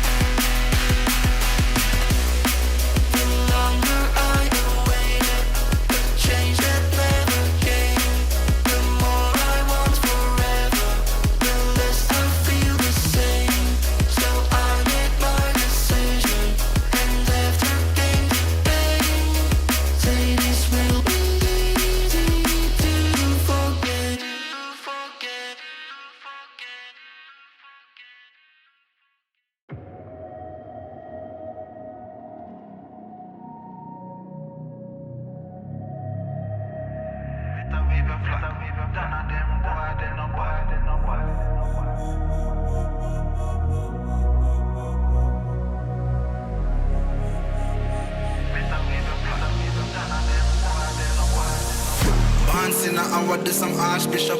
Been a school them from when me in a car shot. Liverpool couldn't test the way me raw sit up. Quick draw, him drop and can't get up. Him not fast enough for my problem that you never solve. Send for the Dan brace for a firestorm, cause I turn into a monster.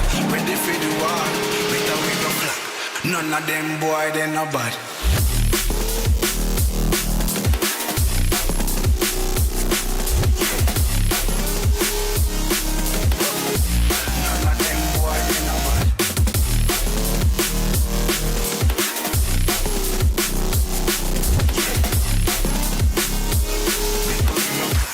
None of them boy, they not bad. Black pants in power, do some archbishop. Them not bad. School them from me in a Turkish. Them not bad. School couldn't test the way me raw sit up. Drop. If I can't beat up, it's not fast enough for my problem that you never solve. Send for the brand race for your fire song, cause I turn into a monster. Ready for the war. Wake up with your phone. None of them boy, they not bad.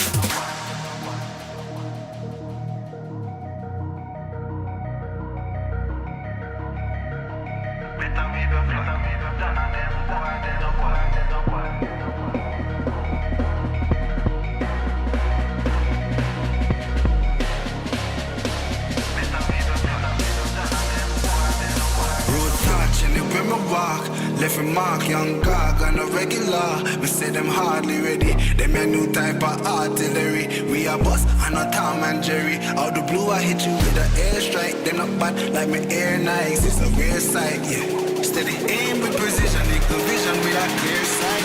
Better go get your affairs right. Them boy, they not bad.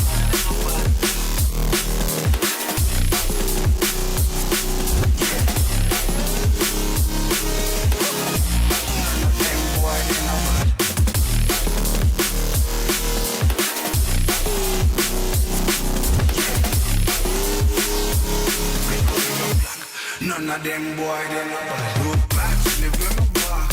for mark, them no bad, them no regular. Me see them hard, them no bad.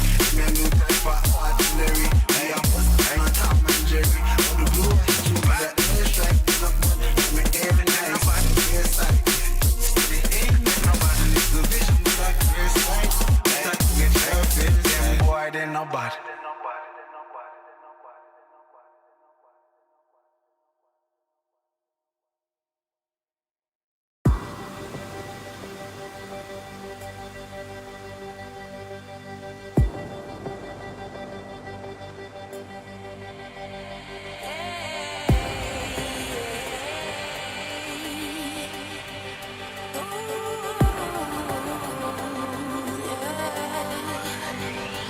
I've been trying to fight the demons in my mind.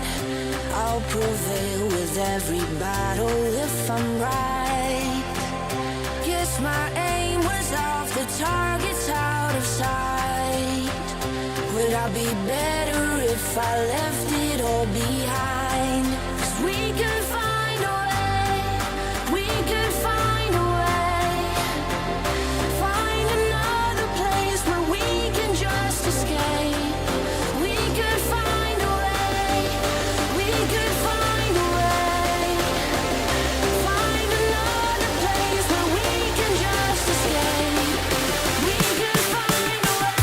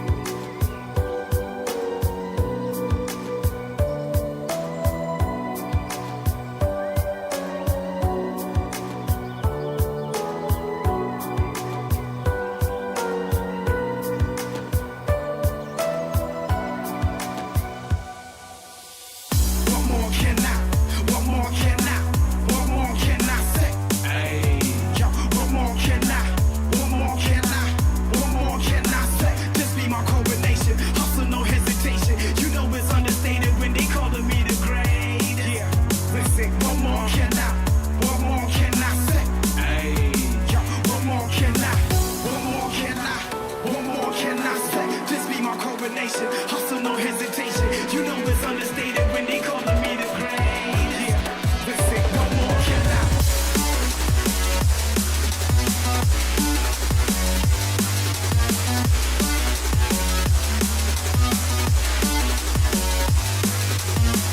What more can I say?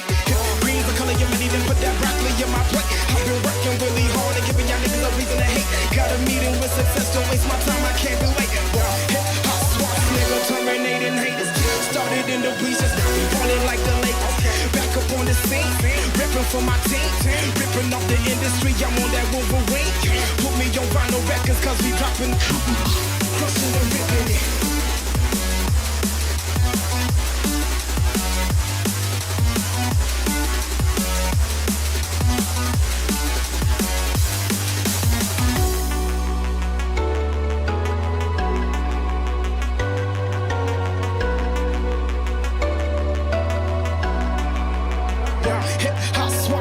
Terminating haters, started in the bleachers, now we ballin' like the Lakers. Back up on the scene, ripping for my team, ripping off the industry, I'm on that Wolverine. Put me on vinyl records.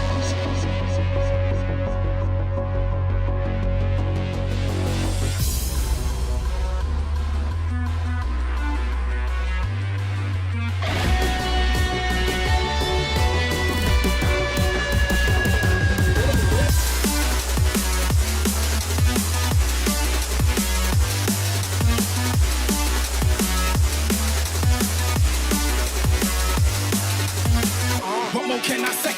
Green's the color of money, then put that broccoli in my plate. I've been working really hard and giving y'all niggas a reason to hate. Got a meeting with success, don't waste my time, I can't be late. Hip hop swats, nigga, terminating haters. Started in the bleachers, now we ballin' like the Lakers. Back up on the scene, ripping for my team. Ripping off the industry, I'm on that Wolverine. Put me on vinyl records, cause we dropping, crushing and ripping it.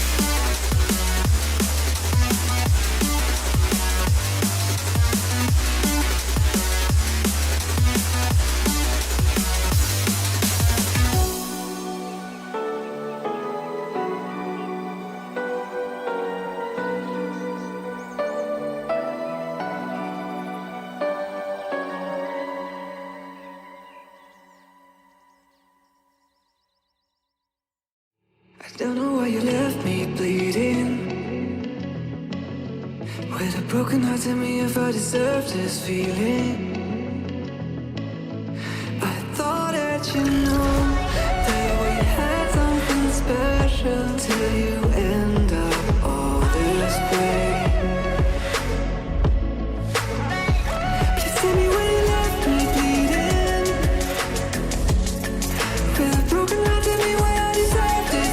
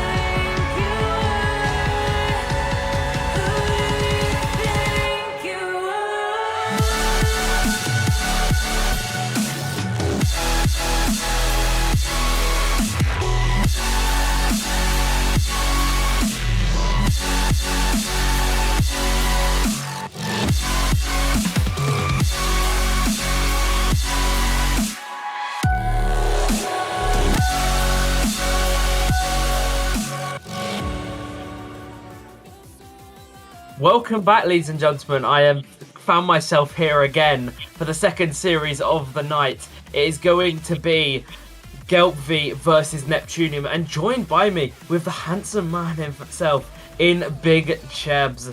How are you doing tonight, man? Man, I'm really good. I thought I'd be doing your job and coming in for the second series, but I'm here for the third. We're helping the boys out. Yeah, I'm just excited for this game, man. I've been looking forward to it. I was hoping I'd be put on it in the first place, so I'm happy that I'm here to cast the mighty Gelbvi versus Neptunium. Yeah, to be honest, the reason I was convinced to come back is Hosky is playing. So, ladies and gentlemen, I think from the panel, we have got a man to look out for, which will be Hosky. And as you can see, it's 4th versus 5th lineup, with obviously Neptunium playing that extra series compared to Gelbvi. A win would secure Gelbvi higher finish than Neptunium this season, and it would push them towards apprentices who are in that 3rd place spot. It's a do or die game for Neptunium, though they can't make top 3, but they would sure love to finish ahead of Gelbvi. Yeah, big game for Neptunium. Both teams below them can still overtake them. Looking at Mischief, looking at Gelbvi, who they're playing tonight, both teams can catch them with good results. So it's definitely a do or die game for Neptunium, but also in the hands of Gelbvi. They can also still catch those top 3, make it straight into playoffs and not have to worry too much about playing. So definitely something for them to look into for this game. Yeah, obviously Neptunium would be happy to dish out the pain of them having lower bracket for their run through this tournament. But yeah, honestly, top 3 looking secured. Obviously, Apprentices aren't on the best run of form, so Gelbvi would be looking for a win and be looking to get as close as they can, with Gelbvi's other game being Impulse in 9th place. So, lots to be had up here tonight. Do you reckon we should get them going? Yeah, man, get us straight into game 1, get these boys going. But we've got 6 players that have been around here in RSC, in ERS for a long time. Looking on one side at Neptunium with Blue Luke, Mauro and Din. 3 players that have been around. I think Blue Luke up in Rival last season, and both Mauro and Din coming up from Prospect. 3 players that have definitely excelled in this season. But then we've also got the classics, the boys that have been together for a long time. We have Punky, Heki and CJ. So it's a battle of the up-and-comers versus the experienced veterans, and it's going to be a solid series, I think. Yeah, if you're let's just say if you're a veteran to RSC and you said who's Heki teaming with this season, by default the answer is probably Punky, because those two have been around since at least I know I've been around, and that was RSC 9. So yeah, it's a chance for new players. I know Din was in Prospect last season. Obviously, Tublu and Moro DK have been in Challenger, I believe, a while. So it's not a while, but they've been there a good amount of time, so it's going to be a good game all round. All players I know, at least, and I know we're in for a hell of a game tonight. So let's see what they produce here. 2 Blue, 2 Luke, looking for the backboard. He's going to not find the double tap here. Here's Moro looking for, again, a shot towards net. He's going to get it. He's going to beat the defender. And it's a start. Neptune with one shot, 1 goal. Yeah, started out very balanced this game. Neither team really doing too much offensively or defensively, just a bit of a midfield battle. But Neptunium, the first one to break into that final third, able to get their first goal. So definitely the start they were looking for. But it's really on Gelbvi to kind of push back into this one, get something going. But it definitely looked like the battle of the midfield at the start. No real big opportunities until that goal. No pressure at all, and this could be a shot on net. Oh, bouncing off the crossbar. Moro sends it higher even. And 2 Blue, Luke 2 is not going to find the net. CJ with a goal line clearance. It's amazing what a calm defense can do. Probably the opposite of what we had in the last series. Is Heki not the clear he would have wanted. I told you he's the man to watch. Maybe not in that moment as we see Punky. It's a nice clear downfield pass. Moro, who does get the demo though. As CJ looks for a read here, he's going to get it, and we're going to see Gelbvi on the attack now. Yeah, definitely. I think CJ is definitely the man, in my opinion, to watch. But it ends up Heki Punky combo. GM, AGM, best of friends. Get the W combination. Get the touch together to put that into the net. And Heki awarded with the goal. They tie the game up. Only 1 minute and 3/4 played. Still 3 minutes to go. But both teams now with one opportunity each, and they've both taken them. Definitely a good start to the series, but it's which team will keep that momentum going forward as the series progresses. Completely agree, as we see Punky pushing it to the corner, but Din is going to read him out there, and he's going to get the boost. That's probably more important than anything else as CJ goes down the other side. It's going to be read by Moro. There's a lovely bang from Punky. CJ potentially not on the backboard. Obviously, I don't know why I was expecting that, but you never know. Heck, you have a lovely pinch mid or read middle, though. Not going to be read out. There's Punky onto the sidewall. Din is going to read out Hecky, though, with a lovely read to the corner. I did think he'd missed it for a second as CJ clears it away, but again, we're looking at more of a battle of the midfield, and that's a lovely angle, but it's not going to find the back of the net. Some good pressure coming in from Neptunium, but the Ox defense holding strong as Hecky finally breaks that pressure, pushes it forwards, but Maurer is there to meet him very early. CJ puts it back into the corner, trying to play it middle. Good bump in the end from Hecky, but still means that their back is quite open. Punky able to get round it, and Hecky able to get the final block. Keeps the game level. 2 minutes on the clock left, and Maurer with a bit of a miss. CJ trying to read it, isn't able to get too much on it now. But now Ox trying to push back out as CJ ends up with a nice little opportunity. Leaves it for Punky, who puts it in, but Luke's there to meet it. Keeps the game 1-1. And that was Ox's opportunity to take. Yeah, and they did take it, but it's a hell of a save from Luke there. And it keeps Neptunium's game alive here in a demo attempt, looking for the defender who's kept this game at 1-1, who finds another save in him. He just keeps going, and Punky can't keep going. He misses, and it's going to leave Hecky back on his own, but lovely cut there from Punky. Oh, Luke, first mistake, I'd say, in a good few minutes. He's looked on form this past few minutes in front of net, but that's just going to be a mistake. And Hecky, can he unpick the lock? No, he can't. Good save from Luke. You think that's his saviour. This game's 3 saves in a row. It's going to be a demo. Does this open the field up? No, but a lovely pinch away from Din. And an even better pinch from Hecky, almost finding his own net. But we're 1-1 with a minute remaining. And I could say this game goes there either way. Yeah, definitely. Both teams with opportunities and both teams with good enough saves to meet them. But Ox finally breaking out of their own half now as Hecky tries to take it forward, but instantly met by Din, who leaves the ball for CJ, who tries to do something but ends up with a backflip. Luke trying to keep the pressure on, but Punky's there.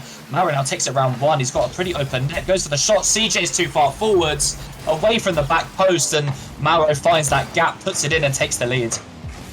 Lovely bit of positioning on that shot. He knew exactly CJ was awkward if he put it behind him. He didn't have the time to react, and Moro DK scored the first, scored the second here. Can we see a response from Gelbvi in 30 seconds here? Is it going to be a start? Not from CJ, not from Hecky, it seems. I think Ox are playing the ball is lava, but we're going to see the ball club jump across. Punky, though, with a good read. This is the attack they're going to need. Ball middle. It's going to be read out. CJ needs a touch here. It's a good touch onto the backboard. A good bump onto CJ. Punky to the corner, not the place I think he wants to be going, but a 50, and that might end the game unless Hecky can keep it up here. Ball to the corner, and he's not able to keep it up. Neptunium take game 1.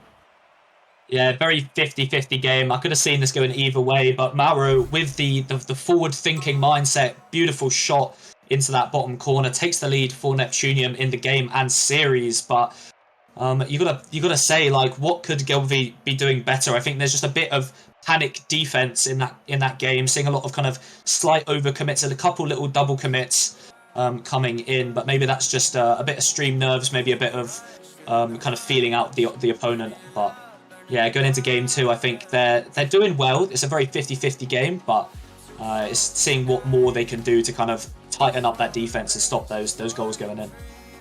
Yeah, and I think maybe a bit more in the final third for them would give them that chance. Obviously, the demos are brilliant. They open up space, but it's whether you can optimize that space. It's whether you can use that space to your advantage. Hitting the ball to the corner when there's a demo, that will give the player who's spawning a betting chance. But yeah, Neptunium's defense solid, mainly on Luke's side, who I think ran the defense, who won Neptunium the game, I'm going to say, with a splendid bit of defending, and Moro DK, the striker, in that scenario. Brilliant game from those two selected players, and it's whether they can keep that up. Obviously, 2 goal line saves is very hard to do in one game, let alone over a best of 4. Yeah, I think Luke was really, really solid. Lots of good saves and definitely the kind of man to keep his team in that one. But Din and CJ getting us underway in game 2. And I think it's all really on Gelvir to kind of tighten up. But I think Neptunium, if they just keep playing how they're doing and Luke doesn't make any mistakes, as we've only really seen him make one in this whole of the first game, I think they definitely look like the stronger team. But now Ox trying to bring it forward, Punky with a touch, but blocked instantly by Luke. But CJ quick to respond. Din and Mauro both go for it. Mauro gets the touch, keeps the ball away, but now a little bit of an overcommit from Soul. But Ox don't seem to be able to do too much about it, not capitalising. But Punky goes up early, another double commit. Hecky goes to meet it again, gets the touch, puts it middle for CJ, who's up early, puts it on the backboard. Din's there to meet it, and I really think they could have done better with that attack. Yeah, they had the opportunities, but they just had no... They had one shot near the goal, and that was CJ's original bang to create the pressure, create the double commit, and it's not going to find the net. And CJ again missing the net. They really need to be optimising these chances here, and Hecky looking to start that maybe. Again, a double commit from Neptunium, as now we're going to see CJ, but Din, very good beat out from him. It's going to buy his team some time to get forward. It's a nice read from Moro DK, and with a minute gone, there's been no goals. And I'd say Gelvir have had the better of the chances, but they just don't know where the net is. Yeah, definitely. We talked about it just as we were going into the second game. They need to be a bit more clinical in that final third. They're just a lot of backboard hits, which sometimes is a good way to play, but when you're doing it all the time, you're not really getting too much dangerous shots on target. That's what you need to do. Hecky with a bit of a backflip isn't able to get the shot off, and Neptunium released the pressure finally.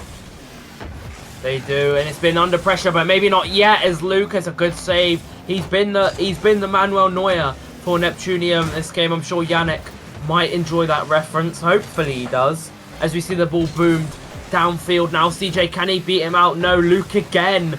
Reaching save from him, and Hecky looking for the read. Not going to find it, but it's all been in Neptunium's half this game. Gelvir have not had any pressure on their end. And I wonder, when that happens, will the ball hit the back of the net? I think so. They're keeping the pressure going, but aren't able to finish that final third. It's kind of, I think if they get Luke out of the game with some of these demos that they keep throwing about, they might have that opportunity, but yeah, still not able to find that final shot, that dangerous shot. But both Hecky and CJ go up early. CJ does meet it. That keeps the game at 0-0, and maybe Ox might be able to get a bit of a counter-attack going, but Mauro is having absolutely none of it. Good demo from Luke, but Hecky does get the pinch away as Mauro bangs it back towards the Ox net. Luke's up early, misses it, but he gets the goal credit, gets the little touch, and takes the lead, maybe against the run of play. 2 minutes left on the clock, and I think Mauro will be angry at Luke for stealing that one off him. You know what? I'm going to back Luke's defence here. If he'd hit that, I think if he did that properly, I think it's saved. I think it's a lovely, orchestrated fake, and it sends the defender the wrong way. So I give credit personally. And honestly, it doesn't matter who scores in my eyes. As long as the ball ends up in the back of the net, that's all that should matter. If you're really about the team game, that should matter. But it's going to need to be Ox who respond with an answer now. They've responded with an album this week on Twitter, but can they respond with a goal here in the last 100 seconds? Only time will tell. Oh, Hecky trying to take it out of the defence. Mauro very quick to meet it. They seem to do this every single time Ox try and get out of their half. Mauro's there instantly, but Ox might finally have some time. Mauro with a miss. Ends up all the way back with Luke, but CJ's there quite quickly, but not able to get anything on it. Good communication in the Ox defense. Hecky leaves it for Punky, but Punky doesn't get enough on it. It doesn't work well, and Din puts that one away after a bit of a shambles from Punky in defense. I laughed because just as you said, good communication from Ox in the defense. The net is left open with Punky at the corner boost. Well. Caster's curse is a blessing sometimes. As Hecky's looking for a goal. Lovely little solo play. Beats one. CJ needs to be there. He's not there, and the ball is cleared away. Neptunium could go on a tear now. Obviously, Ox don't want that. They have the game in hand. Ball lovely drop down, but it's going to be put wide from Din. And well, here come Ox. 50 seconds left. They're going to need to do better than that. But 48 seconds left. I've seen comebacks done with more goal difference, so we'll have to see. Hecky off the wall, nice little play, puts it middle for Punky, gets a shot off, not very dangerous. Mara's there to meet it, but CJ up quite quickly, doesn't even get a touch. Leaves for Hecky on the backboard, he's again not able to meet it.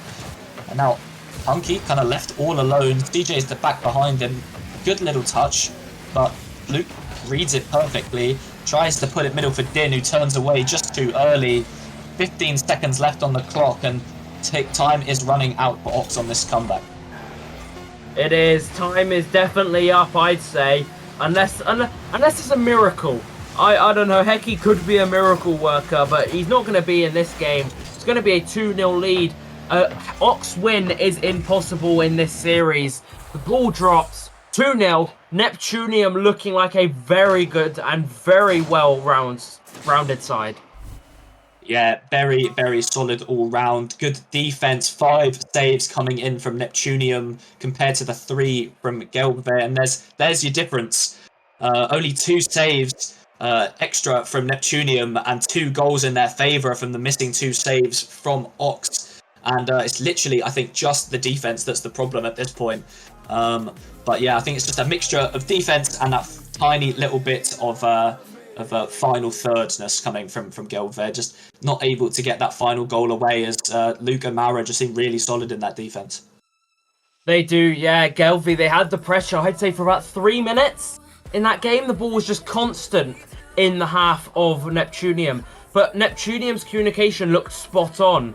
They looked composed. They looked like a very well-rounded rival side, I'd say. And the communication was good, the clearing was good. And upfield, they looked good, and they were lethal where they needed to be. Gelbert, in my eyes, have a massive mountain to climb. The main one being, where is the back of the net? Yeah, definitely. They've got to get those goals going in. They've only scored 1, and that was an equaliser. They haven't even taken the lead yet at all in any of these games in this series. So they've got to come out fighting, I think, in this 3rd game to get anything from this series now. And I think all eyes are on DJ, as he seems to be the only one getting any opportunities. He needs to not hit the backboard, not hit the post. He needs to finally get it in between those two bits of woodwork and get the goal for Ox, I think. Your eyes might be on CJ, but mine are glued to Hecky for some reason. I don't know why that is. But yeah, game number 3 is underway, and that's a demo from Punky at the start. It's opening a bit of space for CJ to chase into, but he's not going to get it. Good clear downfield from Punky. Another demo from CJ. Ox have a game plan, it seems, here. It's going to be demo galore. Din now to the backboard. That drops in. Another demo. 3 demos in the space of 30 seconds here. There seems to be some sort of plan here, and can Ox get it to work? And if they get it to work and they can clear these defenders out the way, that should be an open net, and that should be a bit early, but a bit of a miscommunication. They end up getting away with it after a pretty much 3-man whiff. And with a minute to go, they're lucky to get away with that one. And but yeah, CJ now being the one under the goal. Din's up early, but CJ is there to meet it. And Ox have really gotten away with that one. Yeah, they have, and I'm telling you, I don't know what it is. It must just be my aura that almost creates fail of the weeks. Because, God, if that had gone in the back of the net and all 3 of them had gone sent flying, I would have been hearing myself on the RSC cast on Monday.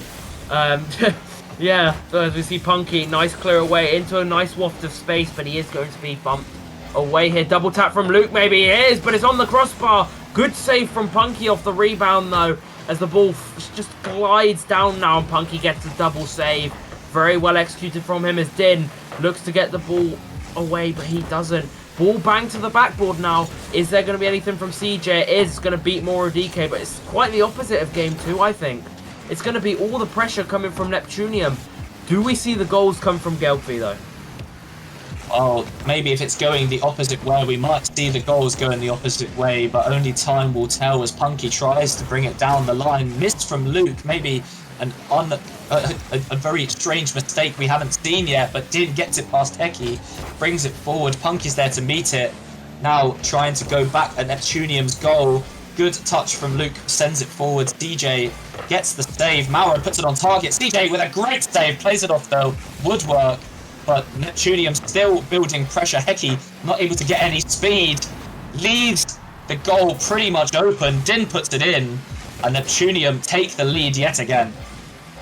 Yeah, Heki going for a bit of a bumpy ride on the way back, but it's going to be halfway through, and just before half-time, Neptunium have stolen a goal. Oh, actually, I won't say stolen because it wasn't against run of play. Have nicked a goal after having all the pressure, and it's how Ox respond in this second half now, as Punky is just not able to follow the air dribble.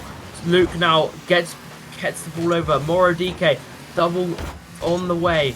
He doesn't get it though. Heki with a miss, and oh, the ball's on the crossbar. It's going to be missed. CJ with the beat though. Punky sending it back to CJ. They're having a game of 1-2 here. Moro gets the save out here. Heki's up. Do we see a double tap from the man? No, we see a straight shot. Saved out by Din though. He's having a very good game here, Din. Yeah, definitely. We've been talking about Luke, we've been talking about Maurer in the defense, but today, in Game 3, Din has really shown up. But now Ox finally getting something, getting towards the net. Din there again to meet it. Keeps the pressure away, keeps it in that corner, no shot happening. 2 bumps from Heki. CJ tries to put it middle, Luke's there to meet it. Slightly not enough from Heki to keep him away, but Ox still with possession. Punky takes it across to the wall. Isn't able to get control of it, but Heki's up, but Luke steals it away. CJ's up to meet it on the backboard and does get the touch. And completely flips it around. Din puts the shot on target, hits the woodwork again.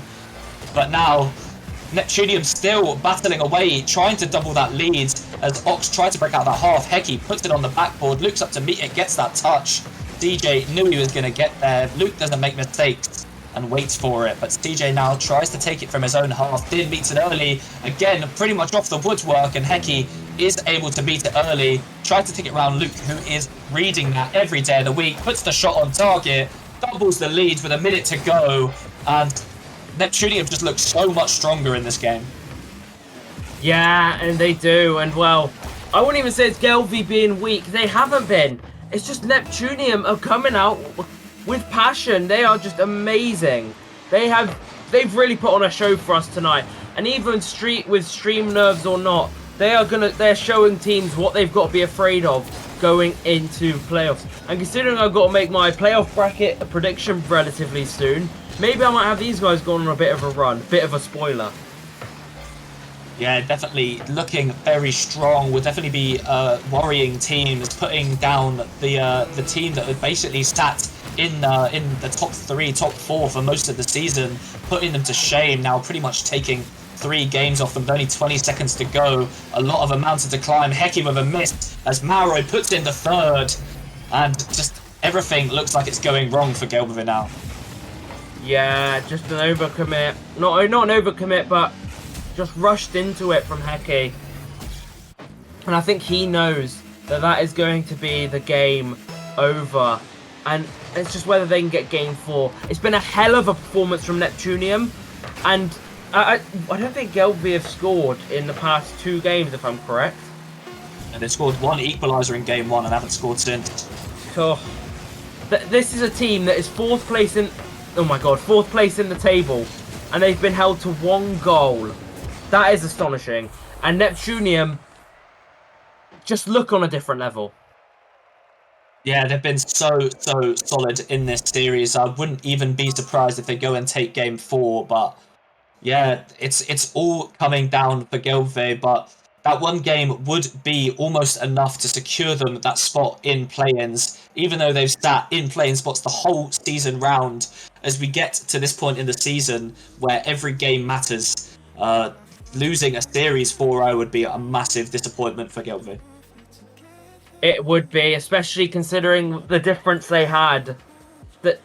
Yeah, they had, I think they were 1 behind. All they needed was a win and they have an extra series. Whereas Neptunium are looking to end this series strong. They're looking to push for the final hurdle. 3 shots compared to 11. And, well, Gelvi just look overrun. Yeah, I think just Neptunium are just way too much for them right now.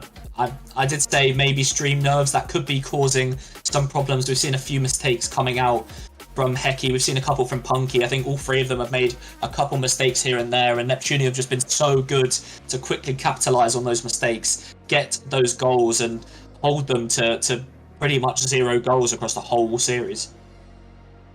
Yeah, and well, if we exclude game 1, then yeah, if this was a best of 5, if they can do it again, they would have a perfect sweep. So, game number 4. Can Gelby restore a bit of their reputation, or is it going to be in tatters by at the end of game 4? As Din looks to get the ball middle, it's a nice clear out from CJ though, and nowhere towards net though, as Moro DK is going to clear it away. A pass, but just a no one in this instance.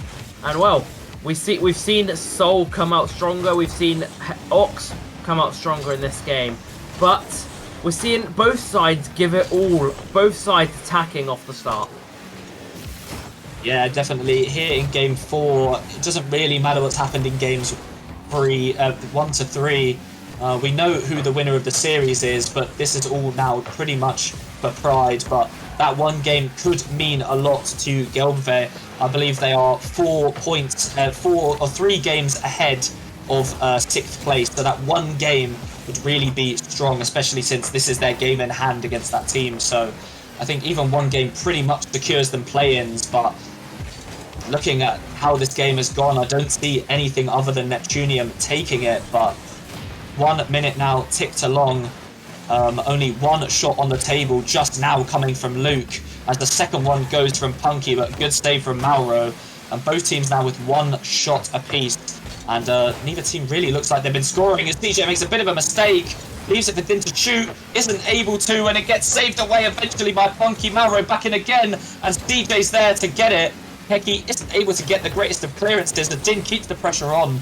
Pushes it straight back into that half. Punky gets that touch, and Heki gets a good 50 to get it away. Mauro now a bit awkward, maybe putting it in his own net. He does. 1-0 finally to Ox. They take the lead for the first time in this whole series, as Mauro, with a bit of a problem, isn't able to get that half flip and hits it into his own net while doing so. And yeah, absolute shambles as for Neptunium side in game 4. Yeah, well, we're going to have to correct ourselves when we said only Neptunium are scoring. Only Neptunium play. Oh my god! Oof, that was almost a goal and a half. But only Neptunium players seem to be able to score, as Moro puts the ball in the wrong net and Ox have the lead. We're talking about how crucial this one game could be. And it's going to be CJ looking for the second. He's not going to find it. Luke is going to save it. And now we're going to see what are Neptunium like from behind. A demo onto Din. This could open up some space for a counter-attack. Counter-attack launched from CJ. Good 50 in the midfield, but it's not going to go anywhere. No follow-up means no pressure. As Moro looks to redeem himself. He does, but Din only finds the crossbar. And at half-time, well, I say half-time, it feels like I'm watching football saying that. But yeah, at the halfway mark, it's still Gelby who lead. Yeah, but Neptunium definitely amping up the speed. 2 really good opportunities in their favour. Heki with not the greatest of touches. Luke puts it towards net. DJ is there to meet it. Din up early, does get the good 50, but Heki is there to go again. Puts it, might be coming straight down. Isn't, but Luke expects it. But now CJ able to recover, gets that touch. Luke's up early too, but CJ still gets it past him. Punky there to meet him. And it's very much a midfield game right now as Heki passes it across to CJ. CJ's up, doesn't manage to get a touch. Din neither, and now Ox still trying to get something going, but Soul holding strong as Mauro tries to bring it forward. Heki there to meet it. Din gets a nice little piece of possession, takes it up onto the wall. CJ is there to try and do something, does get something on the ball, and they're starting to mount something, Neptunium, but Ox are holding strong. Yeah, we say Ox are attacking like they need a goal. They don't. As much as it doesn't feel like there's even been a goal in this game, Ox do have the advantage here. And as much as I don't want to say this in any scenario, all Ox theoretically need to do is sit back and they have a hold on this game still. But with a minute left, obviously, they will be looking for more. As CJ looks to the ball middle, it's going to find Heki. It's going to find a lot of open space, but Din clears it away eventually. That ball's boomed to the side. Din's going to be there, but CJ is going to beat him out. And, well, they've got the time. We know they've got the ability to do it here. It's just whether they can actually chain something up here. I was about to say this game's looking like volleyball, passing it back and forth, lots of aerial touches, but nothing more than just booms away. But CJ is able to get in the way of that. Mauro puts it back again. Good touch from Punky into Heki. The combination as Blue keeps the pressure on, puts it back middle. Din puts it away to the side, tries to follow it. Good demo from Heki to push him away as Punky pinches it middle. CJ is able to meet them.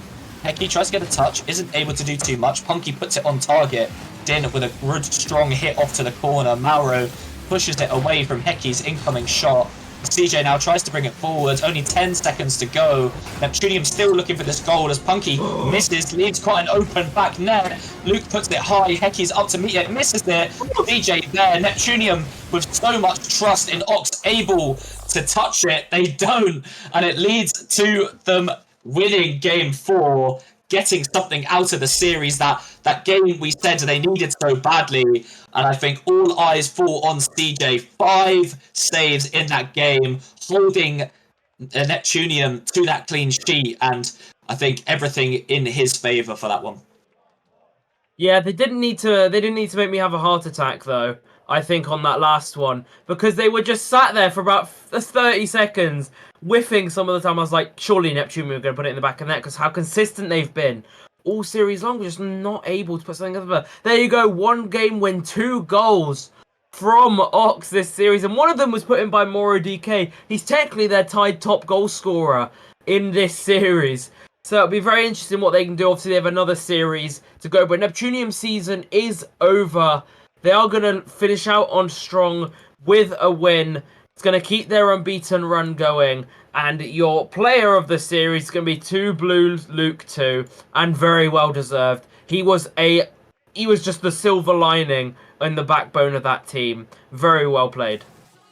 Yeah, really solid from Luke. I think fully deserving of that MVP. Absolute backbone in that defense. 7 saves across that series. Definitely the reason that they didn't concede very many. Only 2 goals going in from Ox. One of them from their own team. But nonetheless, Luke being very, very strong in that defense. I think really helping his team get that win over what we could call quite a strong team. They've got a lot of experience playing together. So I think for a team to come in and just kind of wipe them away and look like definitely the more solid team, I think, is a very, very good showing from Neptunium. Yeah, it's a very strong performance, and one they'll be looking to take into play-ins. Obviously, the playoffs was out of the picture going into this, but they end on 37 wins. All we need to do to overtake them again is get a sweep. I'm sure they'll probably be behind on head-to-head. I don't know how the first series went. I'm sure someone will figure that out. Hecky would have done the maths. So a sweep secures them 4th still, Gelby. That game is crucial. It gives them a chance. But yeah, there you go. That's the end of the night. All series being 3-1 tonight. We started in Prem with Shaman getting a 3-1 over Team Hosky. Then we went down all the way to Prospect, where it was Genzai who secured a top 6 finish with a 3-1 win over Pawns. And now we end in the Challenger tier, where it's going to be Neptunium, who have a good grip on that 4th place spot. But for this evening, that is it. Well, there's no more series left to cast. So from me, thank you, and from Chebs, I'm sure he is very thank you to all of you watching as well. I don't know, he might just be not, he might not be happy with anyone watching. But I'm sure he is happy to cast. As always, I'm happy he chose to cast alongside me. But as always, I'm Kingsman, and this is Chebs, and we'll see you in the next one. Cheers. See you later.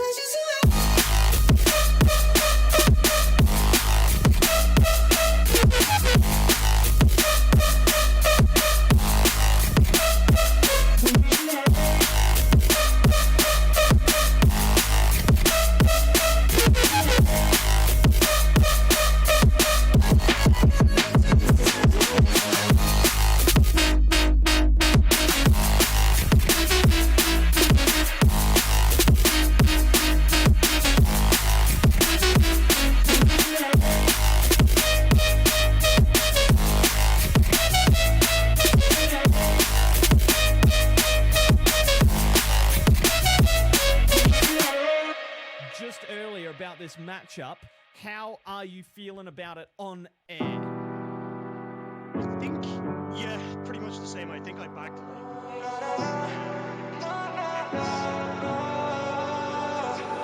Baby, can you pray tonight? Baby, can you pray for us? Oh, baby, can you pray? 'Cause every time you make time, it's only to the end. So pray tonight, so you won't